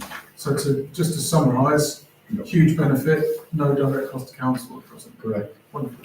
Go ahead, Councillor Ainsley. I'm sorry, yeah. Are you looking for a shopping list? Because I've got a few suggestions. Yes, of course. First of all, I must declare an interest, because I live in where I want this sign put up, but it's on the Burley bypass or the Burley Parkway. So if you look for a shopping list, that's a suggestion. And I got terribly confused about the gateways, the village gateways. I love the idea of putting all these gatey things up, they look really nice. But I think I've only got one entrance covered. I don't know whether I'm right or not, but we'll have a quick drive around and see what other ones could be covered. You haven't seen the work, don't drive that far. Councillor Don't leave the bound. I'm pleased this has come to council because one of the, and it's also known as SIDS. Yeah. Because after the speed watch thing, we did come up with some suggestions that I said earlier on about where these cameras ought to go. And we did agree as a group that it was the SIDS we wanted rather than speed cameras. And I would repeat when we looked at where the people were speeding in the town, not Bronston Road, not Burley Road, it was Uppingham Road and Stamford Road. So as a suggestion, that's where they would go. That would slow town cars coming in and going out of the town.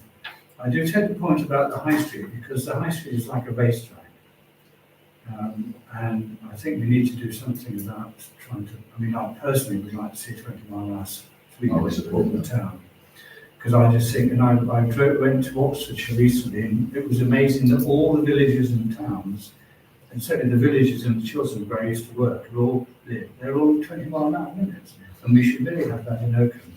And I do take the point about the bypass. But for me, it's about slowing the traffic down in the town because we need to make sure that Oakham becomes a pedestrian-friendly place to come, and it isn't at the moment. So doing something with the speed on the High Street is something we should do, but in terms of the evidence we had from the speed watch, it was up in the road in Stafford. Thank you. Thank you very much. So would anyone care to propose this? One time. Thank you. Oh, sorry. Was it implied? Apologies, Councillor. Happy to second that. Councillor. Thank you. All those in favour of option are unanimous. Thank you. Item number 13, budget 25-26. So not a chewy topic at all. So this is a finance team. Care to? Certainly, yeah. So when I reviewed the budget, this has come out, and since this initial budget proposal has been put forward, we have had the CCTV, which needs to go to the budget, and we also need the fact that it is possible that we have relocation expenses for Victoria Hall as a capital expenditure, and that actually if we look at 4435 relocation on the annual budget by centre, you can see that actually we did allocate that money in the previous budget, so it seems to be sensible to carry that forward. I have drawn and drafted a way of keeping the precept at 3.5%, but I think what we need to do is withdraw it and actually have a meeting of the working group to come back, agree what they intend to do, and then to actually bring it to council ASAP, which could be done in January. So it's a suggestion to defer this item then? That would be my suggestion, yes. And that's purely simply because of the CCTV and the fact that we've got relocations from the meeting. I just wanted, I know we're going to defer it, but I think it would be good with Councillor Ainsley sitting here if I could just raise a couple of questions which Would you care to come to the finance working group at which that will be I don't discussed? really want to do. I don't really want to crack on because we are very No, short but on I time. think if I could just So- ask you to If we're going to defer it, we defer it. I think so. So I'll second that we defer that paper. All those in favour of deferral? That is, thank you. Against? I'm against, and can you record it, because this is probably the worst year of handling our budget, because we are supposed to debate it as a whole council. And we will do And when we it had comes. no opportunity in Councillor 2 Brooks. meetings. You're very welcome to come to the publicly available finance group. And furthermore, this will come back to council thereafter, so there'll be ample choice. This is not saying no, it's not paving over it. This is declaring that we're going to bring it back once the additional items have been considered. It's financially intelligent to do so. Item number 14. Staffing arrangements.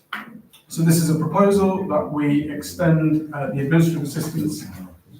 If you, sorry, I'm just rattling on. I'm just reminding them that she needs to withdraw because she's got an interest in the site. Not discussed. Not that she votes on it anyway. No, but So the proposal then from the clerk is that we extend the admin assistance hours to 30 hours per week to cover the time where we have our deputy clerk on long-term sick presently. Let's start with you, Councillor Wadsworth. Okay. I'd like to not extend the admin assistance hours to 30 hours until the 4th of January, because we've had so many ifs and buts over the Christmas period of why are we paying her 30 hours a week when she probably will only be doing 3 because we've got the Christmas period. So is your suggestion? My rather suggestion is up that to- we are, I shall excuse myself until this point's done. Okay, thank you very much. I would like to revisit it again once we know whether the deputy clerk's coming back on the 4th or not. But in the meantime, we just pay her overtime ad hoc. I think. Okay. Obviously, I just need to point out, obviously, the Christmas period is a public holiday, so even whatever we do on the hours, she will have to be paid in public holiday because she's an employee of this council. Yeah, but if you're increasing her hours to 30 hours, Yeah, but she will be paid the public holidays. We don't have a choice over that. Yes, yeah. I think I understand. Sorry, there was a question from Councillor Harris. Might be not know this, it might be relevant. What is the net increase? Are we paying the person that's off sick a reduced salary, or we paying this person full salary? So is this an incremental or a total cost? This is a total cost for how many? So, just to fill you in, John, unlike perhaps the corporate situation that you're more prone to, yes, we have quite Generous. generous and ironclad, shall we say, employment. So this is Yes, total incremental yes. cost. Councillor Brooks. Yeah, I mean, I'm not objecting to, I can't remember her last name, Miss Palmer, being employed further, because I think she does a wonderful job for us. But the question wasn't answered, because normally, this council closes. It closes literally the day before Christmas Eve, right up to the Thursday after the New Year. So I was tending to support Sally and Councillor Wadsworth's thing is, why do we need to increase it now? Because when there are exceptional circumstances, the staffing committee and the chairman and the clerk are allowed to cover for the sick without even coming to us. That was put in before. So, but we don't know what's going to happen, but I would like, because of not knowing whether the office is going to be open, I'd rather say that on the lines that we pay overtime for the hours that are needed. Because if the office is going to close, we don't need 30 hours, but we need the staffing committee who have the powers, as soon as they know that possibly the deputy clerk is not going to return, that they make the decision, and I think it's a better decision, rather than calling Melanie the admin assistant, because I think her role is bigger than that she is appointed as the temporary deputy clerk, because I don't even know what pay scale this £600 is coming from, but at least we know if we went as temporary deputy clerk, if the deputy clerk is not going to return on the 4th or the 5th, that we know we're paying her the right amount of money, because you take that from a scale set by the National Association of Councils. Already on the scale. But we don't know that, it doesn't say that, it just says £600. Well, that's because I know what scales he's on. I know, but we should have been told, so that's where we got the issue, and I think it should be left until we know that position in January for the staffing committee to make it more formal as a temporary. Point understood. Thank you, Martin. Councillor Brooks, go ahead, Paul. Yeah, I'd actually counter that argument and simply say that what we need to bear in mind is that we allocated a set sum for the employment of the admin assistant, and that budget is going to be busted. So it is highly possible that it covers the Christmas break. Well, we've got 3 weeks until we start the break, and then we've got the period afterwards. And I think it's highly prudent that the illustrious client has brought this to council so that we can actually fully understand the amount of money that needs to be paid, and that the budget isn't busted, which would be, well, it's acceptable, isn't it really? Bring it to council, get it sorted, and if we don't spend it for whatever reason, then that's fine.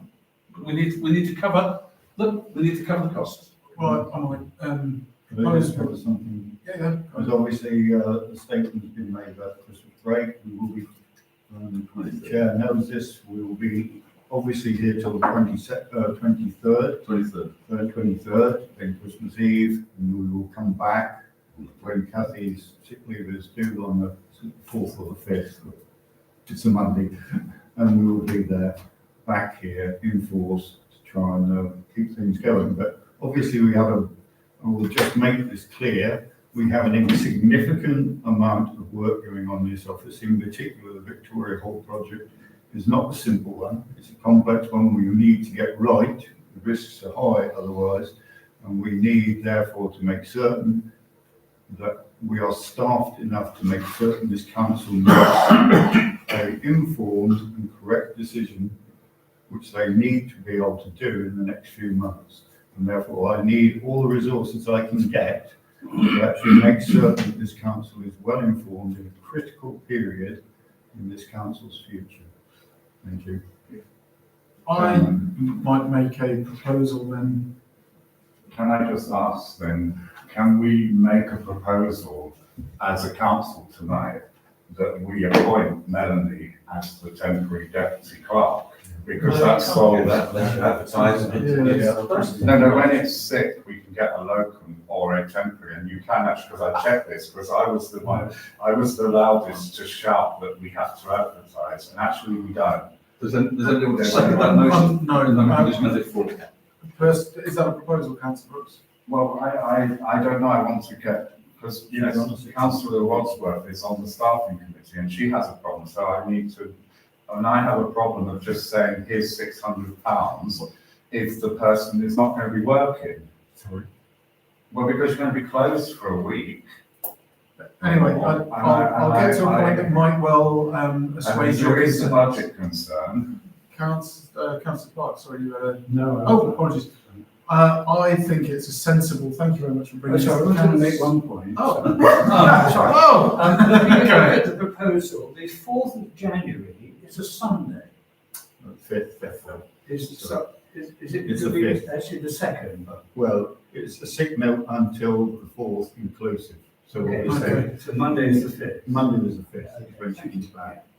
Do we not need to consider extending it for 2 months? Because we're not going to have a meeting until the end of the month. So if Kathy doesn't come back, January the 14th. if she doesn't come back, and the clerk has pointed out, there's a lot of work, there's the budget, there's all sorts of things going on. So could we not propose that we accept it for 2 months? And then that covers. Sorry, you're not making yourself. We accept what you're asking for, but we do it for 2 months. And then it's reviewed. Because if Kathy comes back to work, she's going to do a gradual thing again, isn't it? So we will need Melanie to do work. So then, is the proposal that you are putting forward then, and if I might put a bit in as well, if with your acceptance, that we then accept the extension of the administrative assistance hours up to 30 hours a week, not as up to 30 hours a week as necessary for a period of 2 months to be reviewed at the meeting. Yes, So that would be. When did it start, is my question, because I think it's been going on already, hasn't it? Sorry. She's already doing extra hours, so we're not doing 2 months from today, we're doing 2 months from when she started. If we do it from today, it's at least just accounted for, and that we have done something with it. Is it overtime for what's already been done? No, do you have an issue with that? No, yeah, I do. Because I think if we've already been paying her, this is retrospective, isn't it, that we're doing? So we should do the 2 months as of when she started doing the extra hours, which was last Monday, as far as I know, but it might have been earlier than that. Yes, it started in December. Would you be happy if I proposed it that it was, because we know we're going to move our meeting, that we propose that the payment is just made up until the 14th? So then if it's needed again, it can be brought to that meeting. Yeah. That's an elegant, 14th of January. that's an elegant solution. Do you have that? No, I've got that problem, no problem. So you're saying now until the January the 14th? And then that would cover any things that might not have been. I'm happy to second that. All in favour of acceptance? Can you just clarify what I'm accepting? Oh, so the proposal is to extend the administrative hours up to 30 hours per week from Monday to Friday until January the 14th meeting. Where it will be reviewed. Because we need. So that's, as a show of hands, who's acceptance? Thank you. Against? And abstaining? 1. That has carried.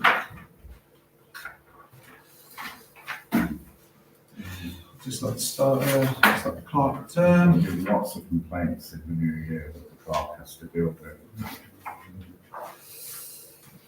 Okay. That's better on observation. Item number 15, the ROSPA inspection.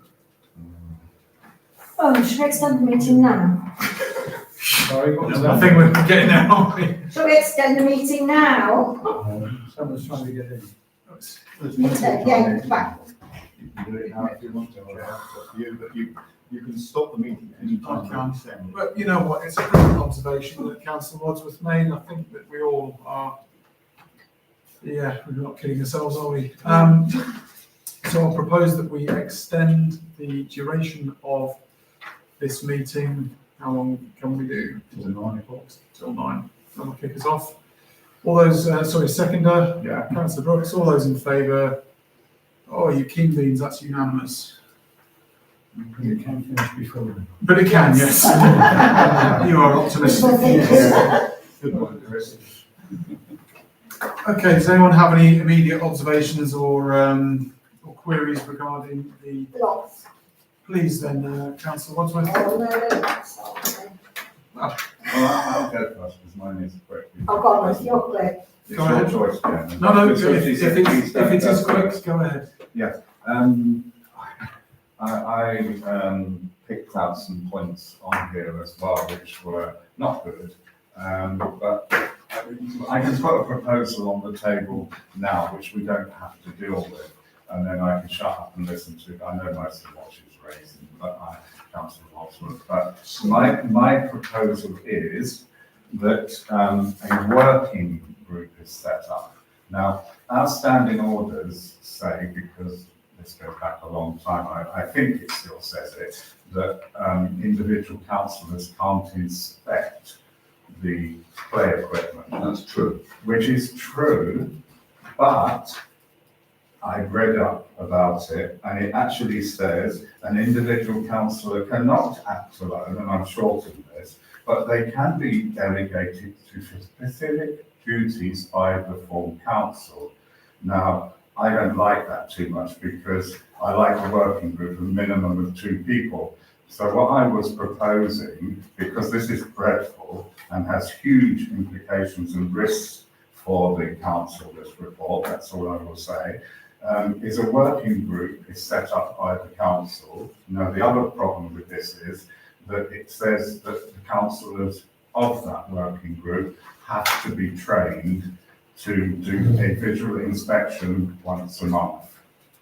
Because there's no point in us just looking at it if we don't know what it is. So that is my proposal, is that a working group is set up to inspect, which is a requirement each month with either the deputy clerk, the admin assistant, or whatever. The admin assistant is brilliant with spreadsheets. I would suggest that at the end of the month, the inspections are done.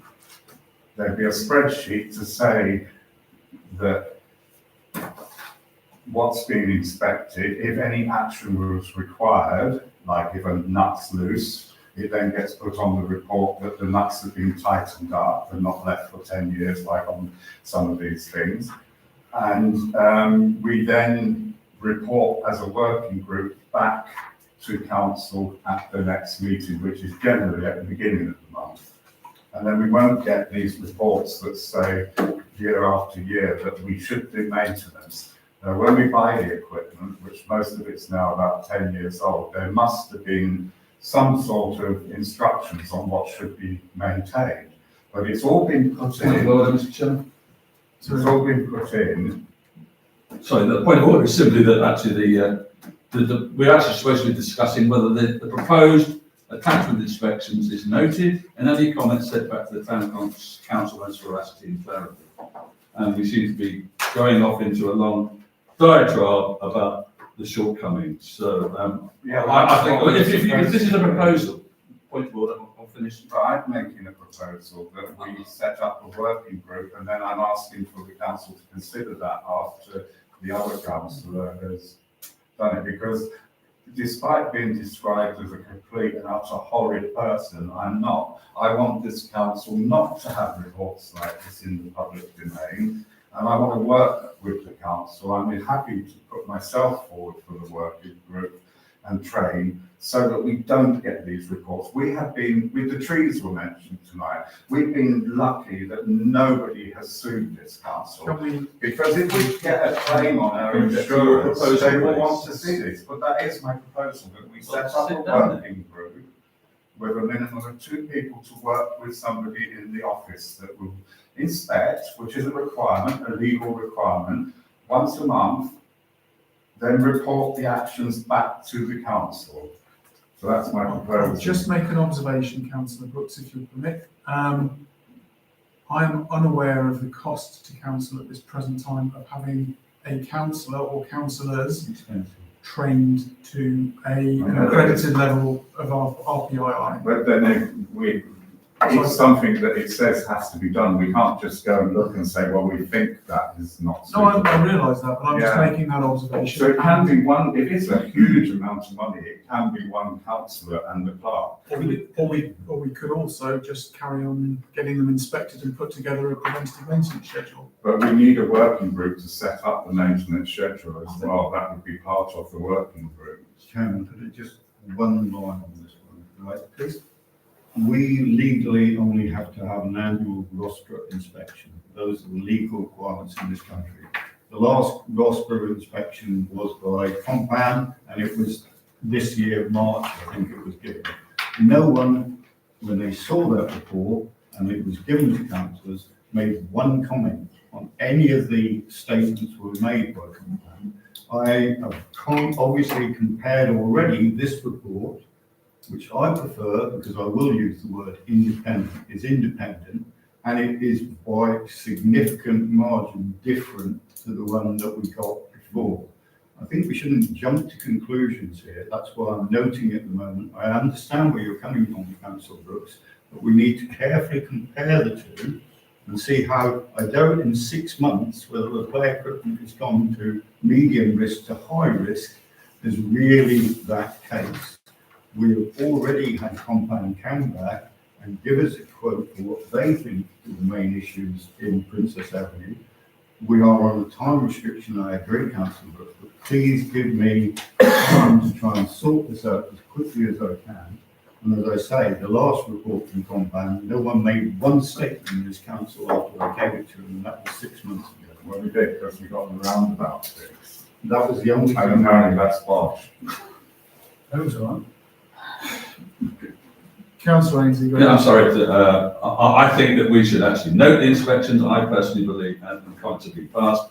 But I think I would like to add an additional proposal that says that we action the high risk items and the unacceptable risk items as a matter of urgency. And I think that the working group and everything else, there's an awful lot more research to be done before we can actually get that. So I'd like to suggest that the proposal is simply that the attached inspection is noted and any comments sent back to the town council on its veracity and clarity. And I think I would just like to add the additional proposal that says that we immediately fix the high risk and the unacceptable risk items as a matter of urgency. Councillor Brooks. I just need to say the word immediately because it puts us in. As soon as possible. As soon as practical. Because obviously. Councillor Wadsworth, you had a query. No, I don't have a query. Well, I've An observation. got my paperwork. I've got a lot of queries. The thing is, we agreed some time ago that anything that showed up on these reports that was medium and above would be actioned immediately. Okay, so none of this from high, it needs to be from the medium because that's what we agreed as a council. Now, I've made a list of everything that I think is absolutely awful. I won't go through everything because it'll take me another hour or so to go through the lot. But we do need to look at these high risk, I mean, how much has Lee already done on this paperwork? Well, we've worked through. Is my question. I mean, there's things like monitoring the edge of the movement. Is he doing that? Loose fittings that could be sorted. Has he already sorted those? Because these are very important things that need to be sorted now. Victoria Hall can wait a couple more weeks or whatever else is so urgent in the office. I'm worried about some child doing something and we have it on a report now. We're actually at high risk and something needs to be done. I don't want it to be after Christmas. I want something moving. You know, replace the wet core on Princess Avenue. We've got wet core rubber problems. Again, on Princess Avenue, I've asked several times if we can have that fitness equipment removed. Now, they've made it an unacceptable risk here. So I think that needs to be one of the main priorities that's done before Christmas. And Willow Crescent, well, Willow Crescent has always been a bit of an issue. Again, that has got medium risks on it. But my main concern is the fitness centre stuff and the skate park, which is also unacceptable. And we need to move fast on this before somebody actually sees this report and says, I'm going to go and pretend to break my arm on the skate park so I can sue the council because they've not actioned it. Yeah, I think we've got I'm a fan of this because it's on a nice, standardised and easy to understand risk matrix for starters. This is essentially a shopping list and a to-do list for the council. Can I just answer Councillor Wadsworth? Compound have already come, looked at Princess Avenue for us. We've already got a second one, local firm coming to this week to give us quotes. But be aware that obviously wet ball or whatever you want to call it, you can't do that overnight. There's a shop, you know, these firms have to stack it. We can't immediately. The biggest problem in Princess Avenue, as you know, is the surface, which is terrible. It has been for some time.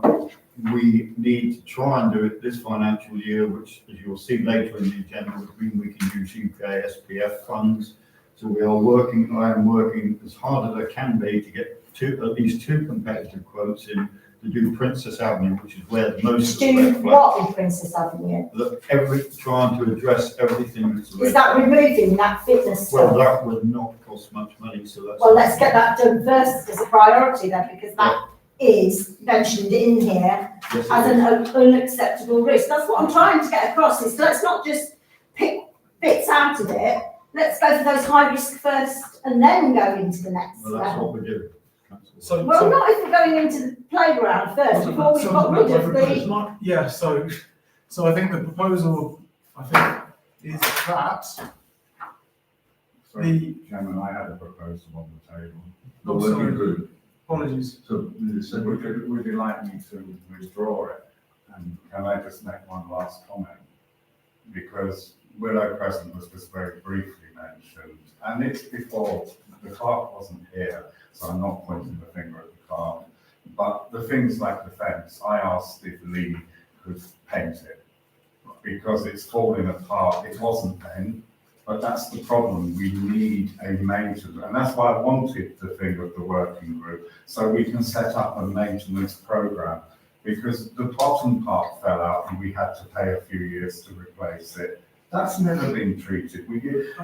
We just put this equipment in and stuff and just Councillor leave says it. not, I And understand so the I will passion. withdraw, because nobody obviously wants the working group to sort this out. That seemed to me to be the ideal thing. That's not apparent to me, but okay. Well, shall I leave it and just have a vote? And I'm not going to get cross if it falls, but can I do my proposal then first, that we set up a working group to work with the office, minimum 2 councillors?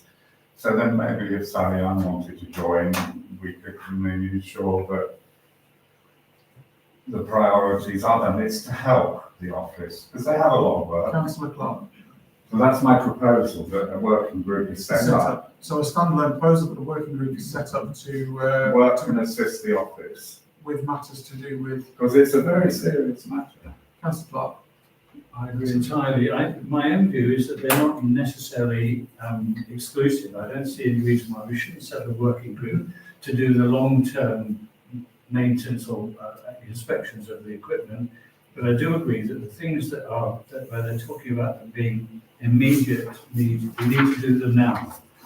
As I say, the working group for me is something that can be set up and have a long-term impact, but there are things on here that need to be done immediately. So, Yeah. oh, Can I just reiterate something from the office's perspective? With regard to anything that is flagged as high risk, we are working on it and assessing what we can do to mitigate that risk. Anything such as Victoria Hall that is not urgent would take second place, but as you know, excuse me, we are governed by the rules applicable to this council and to ourselves. So please be reassured that we work very hard on these items. Thank you. So we're going to deal Yes. with Councillor Brooks. let's do yours as a, so Councillor Brooks has proposed then that we set up a working group to assist the office in matters dealing with the equipment parks. Can I ask a quick question? Does that preclude us from having a second vote to actually get the? No. the No, vote? I was going to suggest that we do that. This is an extra, not an instead of. Yes. Do I have a seconder? Councillor Wadsworth, thank you. All those in favour of establishing a working group? Okay, 1, 2, 3. Okay, do you want to count up all? Those against? One abstaining. Recording. No. Lovely. At this point, do we have any volunteers? Councillor Brooks has I will volunteered to go ahead. volunteer if the office are happy to me to help. Oh, me, I suppose. Well, we have the first 2 inaugural members. Thank you very much for your. I think they have to vote for us to be.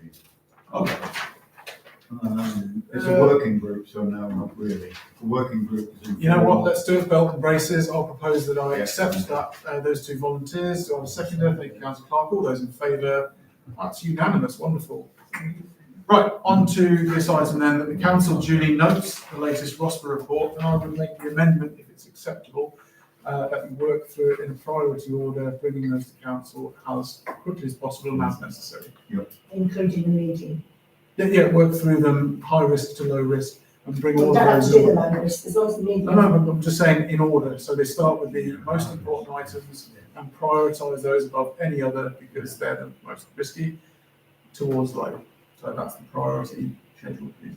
Councillor Brooks, you seconding that? Yeah, I'll second it, but I can't, so I can't remember when, but I'm convinced I was on the council at the time when we did say, please, can you do, it was a thing and then we didn't have to comment.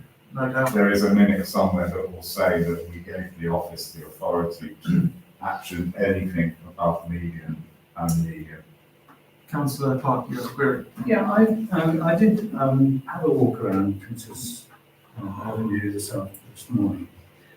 And I was wondering, they're talking about removing all the gym equipment, is that right? Yes, Does anybody use it? yes. Only the kids though. So should we not think, are we talking about replacing it or simply removing it permanently? Because it does seem to me if it's used by people, and we're trying to keep people get fit and so forth, maybe, I don't know what the reaction will be from the local residents when we simply take all the stuff away. Well, my understanding is that that particular gym equipment suffers quite badly from rust. Yeah. Which my observation from an engineering perspective is that it's quite easy to take rust off something and paint it. When I took a photograph of it today, the rust was on the plastic covering of the tubes. So as I say, my own view is that if it's being used, what are the local people going to say when somebody come along and take it away? And what will we say to them if they say, well, are you going to replace it? Councillor Ainsley. I'd simply like to say that I think that they're very valid questions, but I think the thing we need to do is actually, first of all, to make it safe, stop people using the equipment, and then the working group can actually investigate whether we replace whatever. But I think the first thing to do has to be the protection of the public, doesn't it? Yes. And actually just seal them off. Councillor Brooks, you have a... Yeah, I would agree with what Councillor Clark is saying, that if we do take it away, I wondered if, because it's not being maintained, greased or whatever, whether part of the working group, we could look at it to say to one of the other people, can it be maintained, repaired? Because we had never done it. It was gifted to the town from Flora, because it was part of their heart thing, which they don't sell anymore because it's bad for you. But we were Rutland Village in the advert, and that was the gift, and it was just put there. No one really wanted it, but it's good to hear that people are using it. But I would like to possibly go down that road as part of the working group to say, can it be repaired? Because something can be dangerous, and they say remove it, but it could be repaired. Because to buy new equipment of that quality is going to cost us thousands. Well, that is to be determined. Exactly. So we need to make it safe, and then the working group can deliberate. 100%. Okay, so we've got a proposal on the table. We do. What was it? The proposal is that we deal with the, Medium and up. medium and up, we did it the other way and around. that the equipment that we're considering removing is actually made safe to prevent the public from accessing it. And then the working group then deliberates and decides on the course of action, whether it's taken away or whatever. I wholeheartedly second that. Yeah, okay. All those in favour of supporting that course of action are unanimous. Well done. Bravo. May I just add some final thing? Can I thank Councillor Brooks for the email that he sent over this month with that chart on it, which I thought was very useful. Which one is that? The email where you brought it to our attention that you're concerned about the report that we'd had earlier this year. This one. Summarising the report and it's highlighting. You did write that, didn't you? Yeah. Somewhere along the line. Right then. Well, I've done a lot of work on this agenda, Sorry, you might recognise. probably too much. So on to So item. thank you for your thank you. On to item number 16 then, ladies and gents. Oh, yeah, sorry. that's when I read the Councillor Brooks, do you mind if I continue the meeting? Sorry. To allocate projects and spending for UKSPF, funding of 40,200. Well, can you care to kick us off, Mr. Evans? Okay. Okay, let's be clear, once again, as always with these situations, things aren't as optimal as we'd like them to be, and this is no exception. We have funds from UK SPF via RCC that we have to spend or lose by the 1st of April 2026. Now, everybody will think that's a long way in the future. I can assure you already, I'm in a position whereby if I don't get council authorisation in January, the playgrounds will not be impacted this financial year. So in other words, we will not be able to spend UK SPF on the playgrounds if by the 17th of the rearranged meeting in early January, we do not get from this council authorisation by, for instance, to renew the surface in Princess Avenue. So we are on a very, very tight timetable because obviously these people in the playground, for instance, industry, have a long list of plants they're already working on.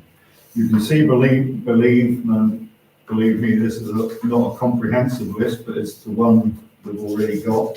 As you can see, number one, we've already spent, obviously, which is Councillor Rogers is aware, 6,700 on the Christmas switch on, or thereabouts. That's, I've got a little R, unfortunately it changes it to an R when I do it in Word. But that is the revenue event. We've basically got about a 70-30 split in the capital revenue. It's not exactly, obviously, as the chair is aware, Hayley, who used to look after the youth films, has had a child and left. We've now just met today, the new replacement, so we're obviously working as fast as we can with the person on this. I've got suggestions. The first thing we need is, in my opinion, the church wall and Church Street is collapsing, and anybody who walks along the Church Street by the church wall will see it's doing exactly what the opposite end did next to the church, and that will cost us about 12k. Princess Avenue player equipment I've already put into this agenda, so Councillor Woods is going to be aware. 10k is probably a small estimate. I think probably with the new report, which we only just got within the last week or two and put in the pack, it could go up to 20k quite easily. Then we've got the centenary field benches, and then we've got the high street bins, which is, the chair is aware, which is the bins on the high street, which we put off for a long while replacing because we were assured that there's a significant chance that RCC were going to do that in the next year. That has not happened, of course. So it's up to the council to decide where they need to do that quickly, where this UK SPF funds go, because I need to, as quickly as possible, get, and I can assure you I've already implied, I'm already going to get 2 quotes for Princess Play equipment, and I've already put on the advertising website public tender forum, one for the church wall, so we're already getting 10 tender quotes for that, and that's where we are. And also I'm getting from RCC a cost of replacing all the high street bins, and we've already, as Councillor Wadsworth knows, got prices for the centenary field benches. Councillor Wadsworth. Okay, can I just clarify for my own purposes? Right, the church wall. Yep. This is a different piece of church wall. Sorry. So the 16,000 that we've already spent on the wall is a different part of wall, right? Okay, that covers that bit. The Princess Avenue player equipment you're saying is for the wet pool. Yep. Not something we've already spent. Yep. Centenary Fields is for the benches that I've suggested. And the high street bins is extra bins than because I know a few of them have already been changed. Some of them have been changed. This is to make them all new. So this will be the extra bins that haven't already been changed. Yes. Thank you. Because that leaves us on 21,000 for something else. We've got 60,000. Councillor. 60,000. We've got 40. 40,200. And this is 39.7. So the question we're being asked is, Correct. what priority? So it seems to me that number one All would be, suggestions, sorry. number one would be the Princess Avenue play equipment, number two would be the Church Street wall, both of which are actually potentially interest to the public. The Number 3 would be the centenary field benches, and that's an amenity, and the high street bins is cosmetic, so I put that last. So that would be my suggestion. So it goes, if I can read that out again.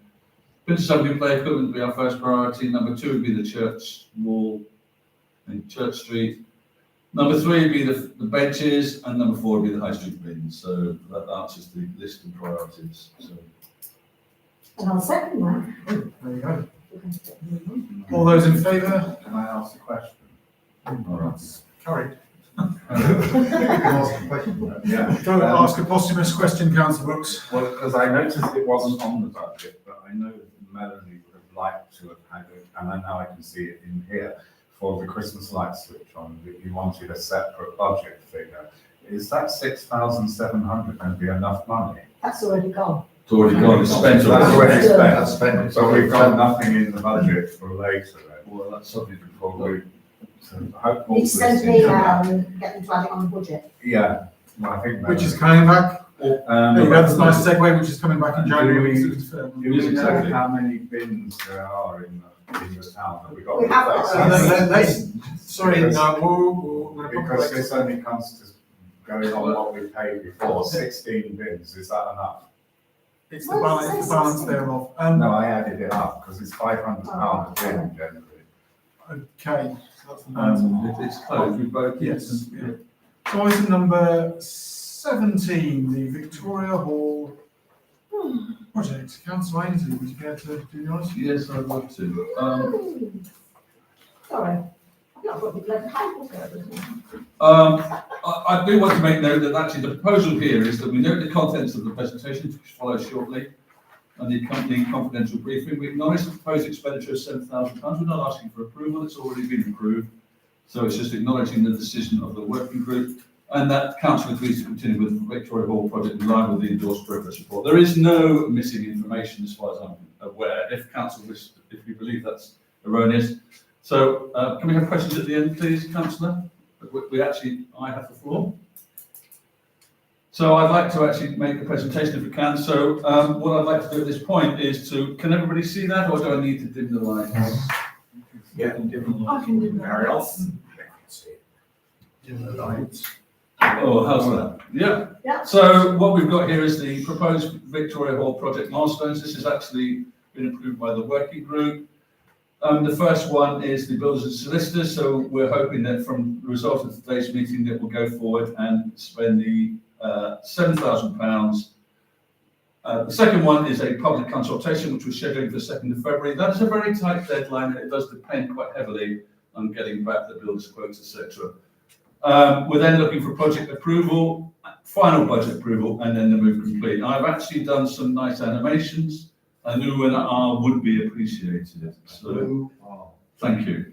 Well, hopefully, I'm just going to try and find the keys now, because I can't see all the so at the moment, where we are right now is that we have already committed £2,800, which is for the survey, and that we're looking for the additional £7,000. We're looking to actually engage the solicitor, and we've only had one quotation in, and this is actually to allow us to understand what the framework is for any proposed moves. So, any questions about that? Otherwise, and that will take 4 to 6 weeks, which will bring us in good time so that we know the consultation, what we're bleakly talking about when we come to actually discussing that.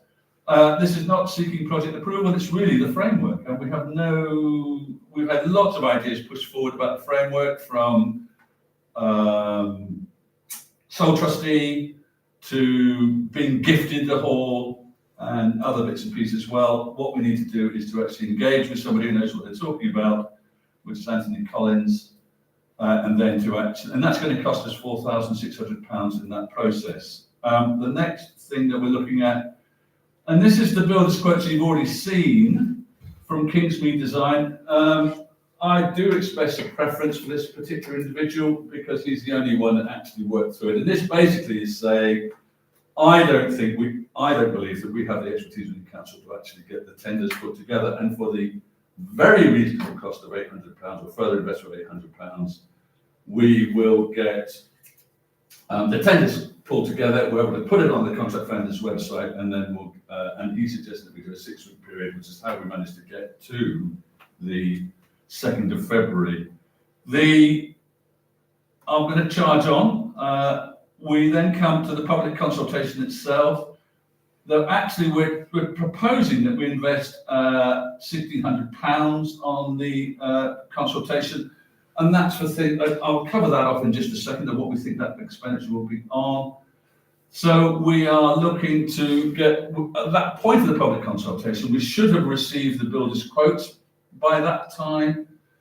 The project budget will have been estimated. So because we've got the builder's quotations, because we've got an understanding of the legal fees that we're likely to incur, and we can actually draft a budget. And the decision is simple, really, isn't it? Can we actually afford this massive project? And we may not have the budget for it, in which case we'll walk away.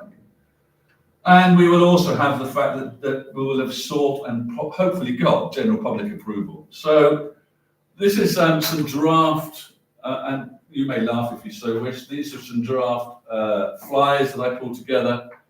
And on the right-hand side, you can see that we've actually got a fact sheet, and we've got SurveyMonkey, which we've started work on, but clearly until we get council approval, we're not going to invest any more time on the SurveyMonkey to go for council, and we've also got a consultation form. So the idea is the £1,600 will cover off some big banners to go around town, some local advertisements in the press for these flyers and that kind of stuff.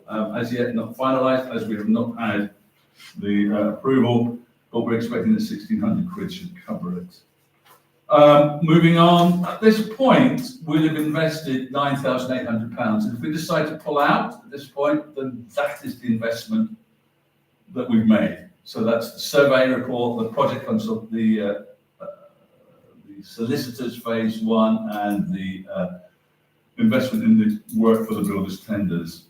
At this point, we can hopefully on the 11th of February at the meeting, and I suspect, although this is not a popular view, that this may well slip. But we have to have, I believe we have to have ambitious timelines. Project budget hopefully approved, budget notified, architect, solicitor notified.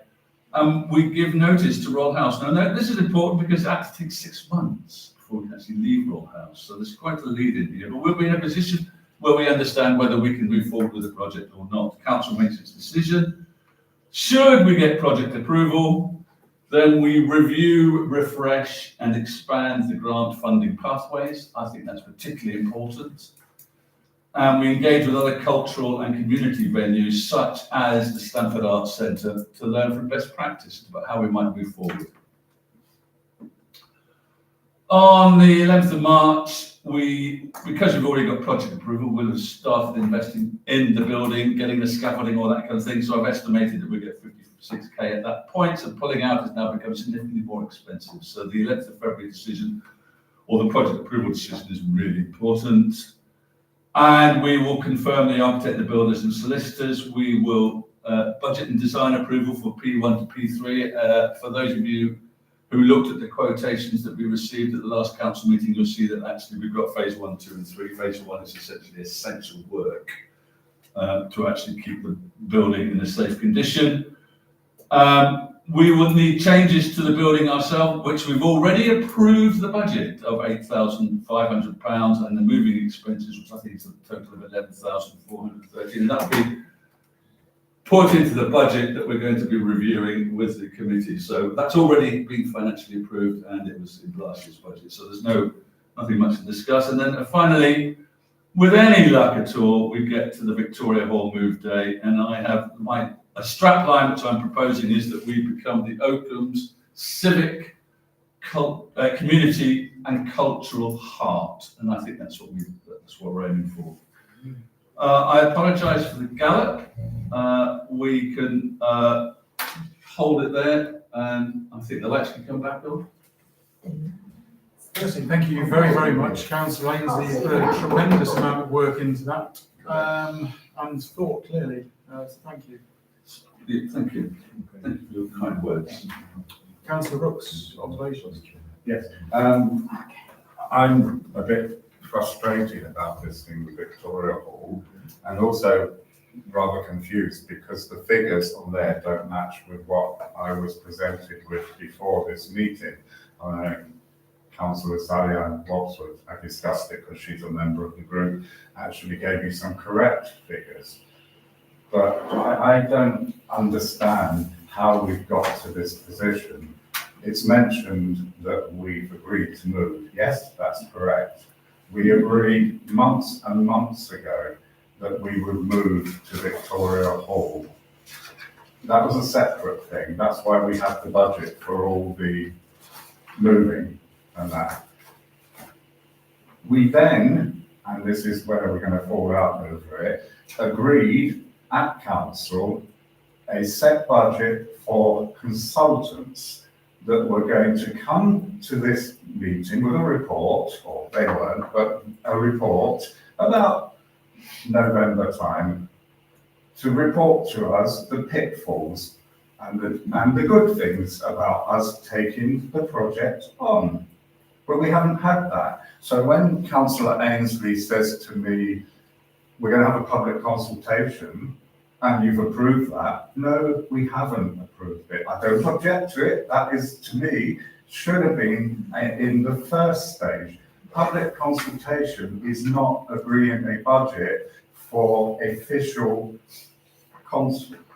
consultants. There's a difference between the word consultants and consultation. And this council needs to agree what it wants in that consultation. You know, if we're going to spend £1,600, it says, like it says 600 in our papers, but we're going to spend £1,600, what are we spending it on? And that's what we have to agree. So I'm not saying don't do it, but I'm just saying, to me, and I'm trying to put it in the nicest way possible, it's a mess. I think you might be slightly confused, but I'll let Councillor Ainsley explain further, because I don't think you picked up on the right point. What do you mean? Sorry. About the public consultation. Well, I have, because it's in the paper, but he said that we've approved public consultation. We haven't approved it. I didn't say we'd approve public consultation at all. Okay, maybe I misspoke, or maybe you misheard one of the two.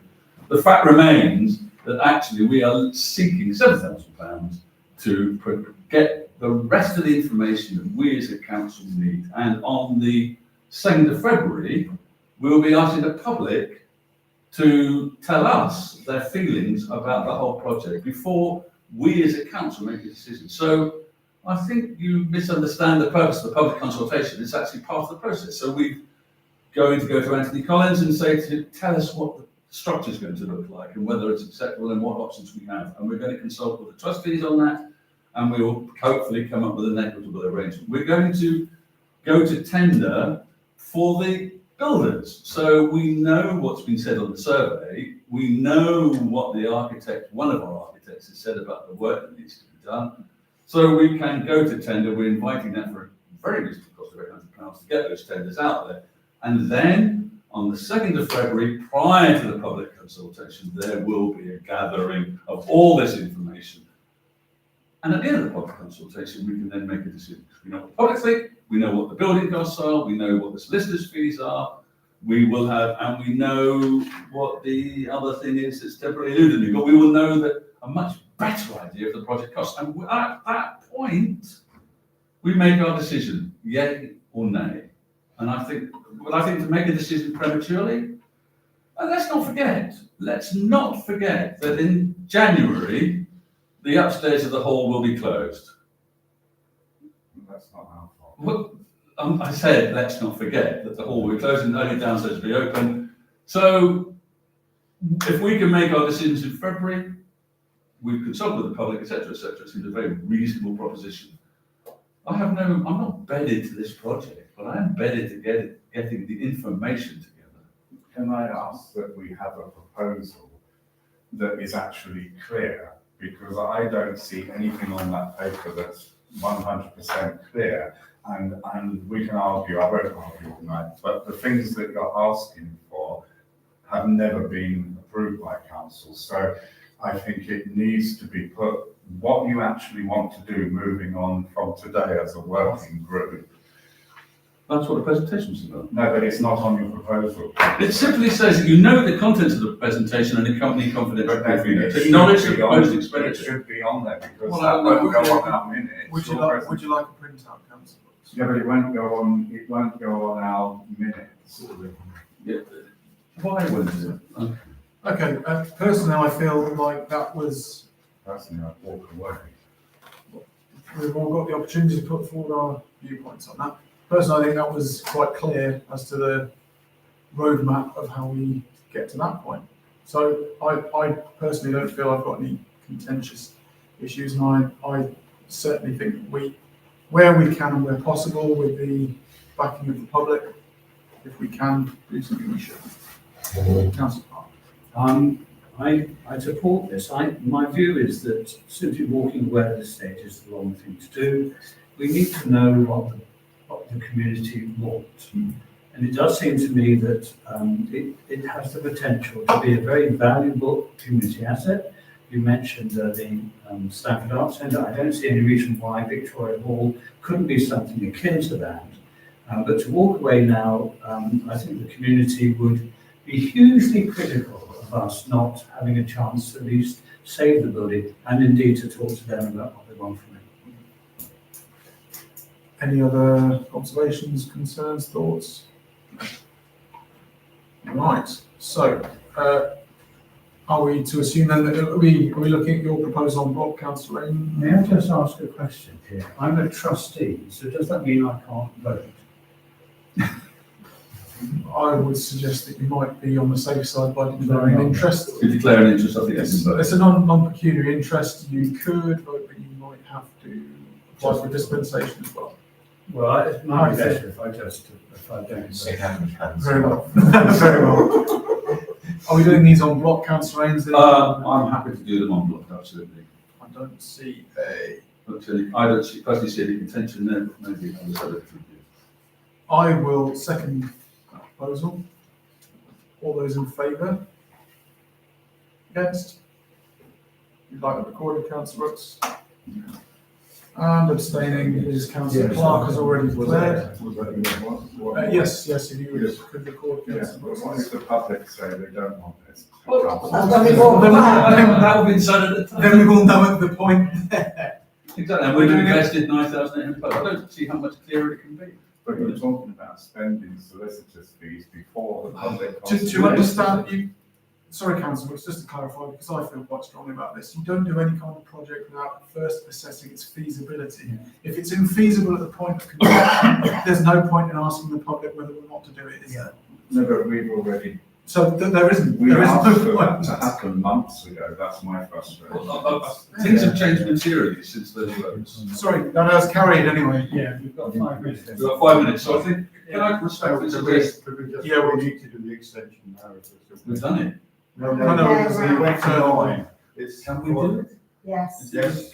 Can we be on that? Right, Yes. so I'm going to, I will Stay propose, until midnight, we need to. sorry ladies and gents, I will propose therefore that we extend by the next half an hour to 9:30 if necessary. We can finish before all the, seconder. Thank you, councillor Wadsworth. All of those in favour? That is begrudgingly unanimous. Let's get on with it then. No. Right, so that is carried. Item 17. Item number 18. The appointment of the LRALC internal auditor. Far away. Okay, this is just, obviously, has been pointed out, something that's been missed in the past. We've traditionally always gone for LRAC, internal auditor, which will be £450 or close to. Obviously, I haven't got their exact fees because they don't release them at this stage, but we always get charged. There is a technicality. We will always be charged in this financial year because it is for this financial year, the review. And therefore, I'm proposing that we once again go for, I can't give you a name because they will pick, LRAC will independently pick, but we do have the choice, if there's any issues within the chair, to reject that appointment. So they have a list of internal auditors and we can ask if we don't like them. Thank you. Great. Do we have a deadline on this, Vic? Because I'm thinking it might be useful, because I understand the concerns. It's of personal important rights. we get it through as early as possible. All we're doing in principle here is saying the proposal is, and I'm sorry I haven't filled it in, but the proposal is we appoint an internal auditor approved by that. Who's first in it? Are we moving straight to the proposal? Yeah, just say something. Yes. We've talked a lot about LRAC this evening. I think of this paper particularly, I personally have a thing about initials. Yes. Sounds like a separate discussion. And I just wonder whether you, for once, we've actually put the full title in and then put in brackets LRAC, so we do at least know that it is the what is it? That's the Association of Local Councils. It'd be quite useful to have that somewhere. Thank you for the cogent vote, Councillor Clark. Councillor Brooks. I'm also wondering why we, as a council, approved for a 6-month audit, which has not happened. But also, I'm concerned, knowing the experience of what happened last time. We don't have to use these auditors. We can get our own independent local, because I will say it publicly, I was appalled by what the auditor did last time. Nobody else would have had it happen to them. There wasn't an availability of the chairman. I'm not saying it's your fault. There wasn't an availability of the chair of the finance committee, and there wasn't an availability of the clerk. So what happened is that a former councillor just plonked papers on the table, and we paid for that man just to look at those papers. Now, that's not how you do an audit. Was the audit completed, Councillor Brooks? Yes or no? He said it was complete. So yes, He so yes, wasn't it was. satisfied. So it was some. So I would like that we look at some other auditors that will actually come in and do a proper audit. Okay, well, let's consider that one. Not just Is what that a they proposal, do. Councillor Brooks? Could I just say at this point, Yes. because of the recorded meeting, you have just said that an LRAC appointed internal auditor did not do a proper job. Yes. We talk about Okay. making statements that are, he is one of the, I can assure you, because I've spoken to LRAC, he is one of their most experienced auditors under their. So why did he not book another appointment when he could ask questions? Where are the minutes for this? Where is? Presumably he was satisfied, Councillor Brooks. No, he just wanted his money. Do you know that? Oh, Councillor Brooks, that is quite the accusation to make. Well, it's no worse than what the clerk put on our report about our contractor that apparently was being. I'm going to move this along because I Yes, think please that's ill-advised. Because we have a I'm proposal going- that we look at other. The proposal on the paper as writ is that we consider the LRAC appointed auditor of the price of £450. I will propose that we accept that. Do I have a seconder? Councillor Harris, thank you. All those in favour? Against? Recorded? Yeah, we can. It's up to you. Would you like Yeah, I to- don't mind, I don't have nothing to hide. That has carried. Thank you. But hopefully, because the clerk will be here next time, we won't have what happened. Well, let's see. Thank you. Item number 19, dealing with more festive Christmas event working group. Lovely.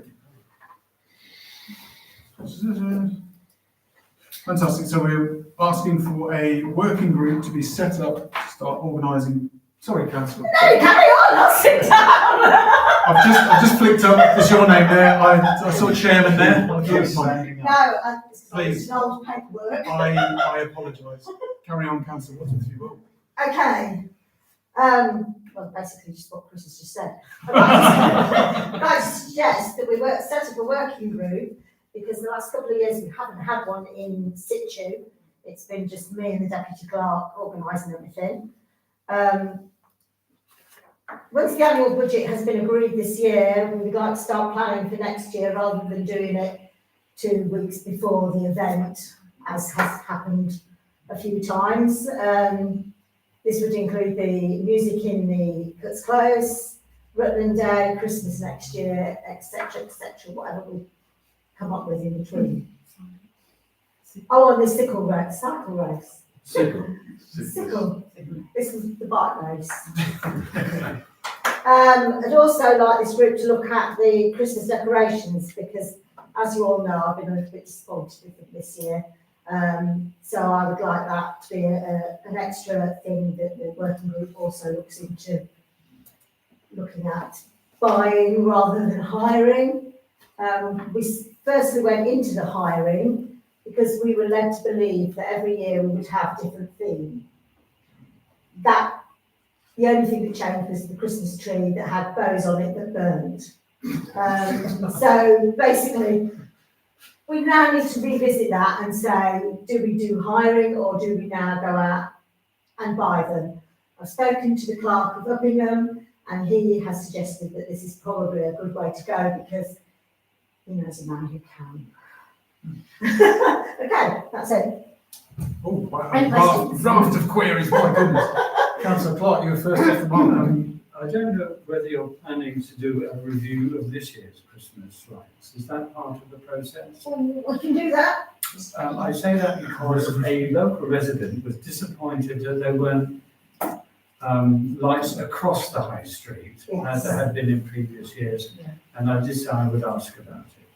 The reason why they were taken out is because the ones that we hired that went across the street were quite fragile and they kept smashing. When the Wilco lorry came through, we were smashing them and we were being recharged to replace those even though we were hiring them. So when we had to cut back the budget last year, that's when we decided not to have the strings across the road. But me and Melanie have had a little chat about the possibility of having something similar to what Uppingham have got. They've got like flappy ones that don't break. So yes, that would be part of the working groups. Perhaps part of the traffic management could be stop the lorries. Well, it would be brilliant if that happened. Going down the high street. Yes. Firstly, thank you very much for picking this up, Councillor Williams. I think that, I was a little disappointed myself not to see the return of those flappy things across the road. I mean, things like Victoria Hall and a lot of sort of post office, all that. That's really beautiful. But I think, it's a sensible climate financially for us to start to review our outgoings for the Christmas contract, which seems to be going up and the level of service seems to be coming down. So I think that's a very sensible idea. Councillor Ainsley, I think. I wanted to say, I think go ahead and look first. Do you want to go first, Councillor? First, if you were. No, go ahead. I've been in enough trouble tonight. Carry on with Councillor Brooks. Just a clerical error point out, because we've got to get this right in the minutes. It's not a Christmas event working group, it's an event working group.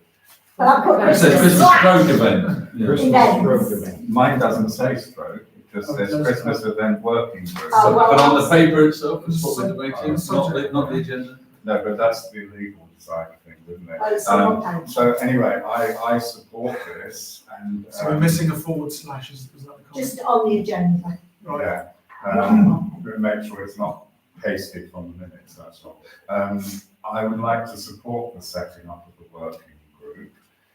There's going to be, from what I understand, a subgroup which are going to work on the Christmas lights within that group, if that's agreed by the working group. So I have a member of the public who wants to be a layperson on that working group, so I wish to nominate them tonight as a layperson. Their name's Pitty Woodley, and we can have lay people. When I did my training 10 years ago, we were told we're the facilitator and we should involve the public. And it would be nice if we could do that for the first time, to invite a lay person who's willing to come and volunteer. Just to interject. Yes, just to interject, Councillor Brooks, that's great, and I think I support that wholeheartedly. Just for a belt and braces approach, would you kindly ask if Pippi would be able to submit, if she hasn't already, a formal request? We did already ask, because I asked and I notified the office. I'm sure I did say it in the email. Correspondence directly from her, just volunteering herself would be perfect. that's all right. So that Okay, we, well, there's something, but then it will have to come to council after the first meeting to get her on, because we have to formalise it. Because Yeah, we can do that. what can we do? I'm suggesting that a retrospective one will be suitable. I'm quite happy personally to vote on her inclusion. Okay, so we could vote on her inclusion. and As then I'll long as get it's her followed to- up that I'll she get does her actually want to do it. Write a letter, yeah, she does want to do it, because she asked me to do it. Yes. Yeah, okay, I will get the letter delivered before Christmas. Councillor Ainsley. Yeah, thank you very much indeed. I've been given information that says that actually 99% of all next year's events in Cuts Close have been planned, and that the artists have been approached, and that there is a fly past being suggested on 28th of June, which is already in hand, and that actually there's just 2 spaces left for the whole of the summer. So what I'm really asking is that when we set up the summer music in Cuts Close, that the work that has already been done is taken into account and not everything rebooked. So we obviously have an issue right this second where the person who's done that work Has done it without a budget. has done the work Without a necessary. budget.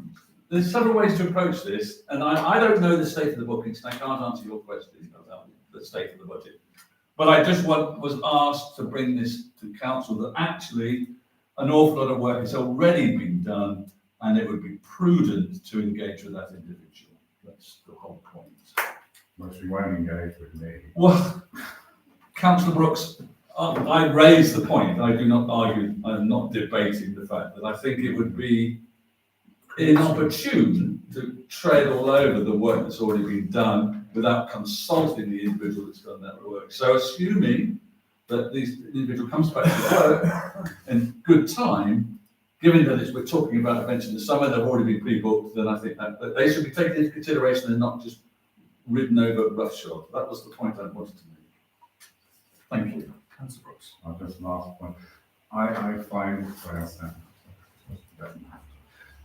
I find it a bit frustrating because I do remember when we paid out of this budget a deposit, and we were told in this council chamber that that was the one and only thing that had been done. That is correct. That's correct. There has been no, all the work's been done, there's no money being spent, but they have been approached to get the dates in the diary. No money has been spent outside of that money scheme.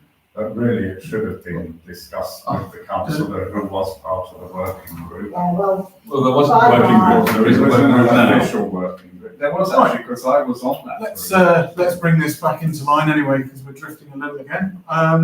That's the proposal from Councillor Wadsworth. I think it's a great one. I'm happy to second it, in fact. Would anyone support me in doing so? Does it include the layperson?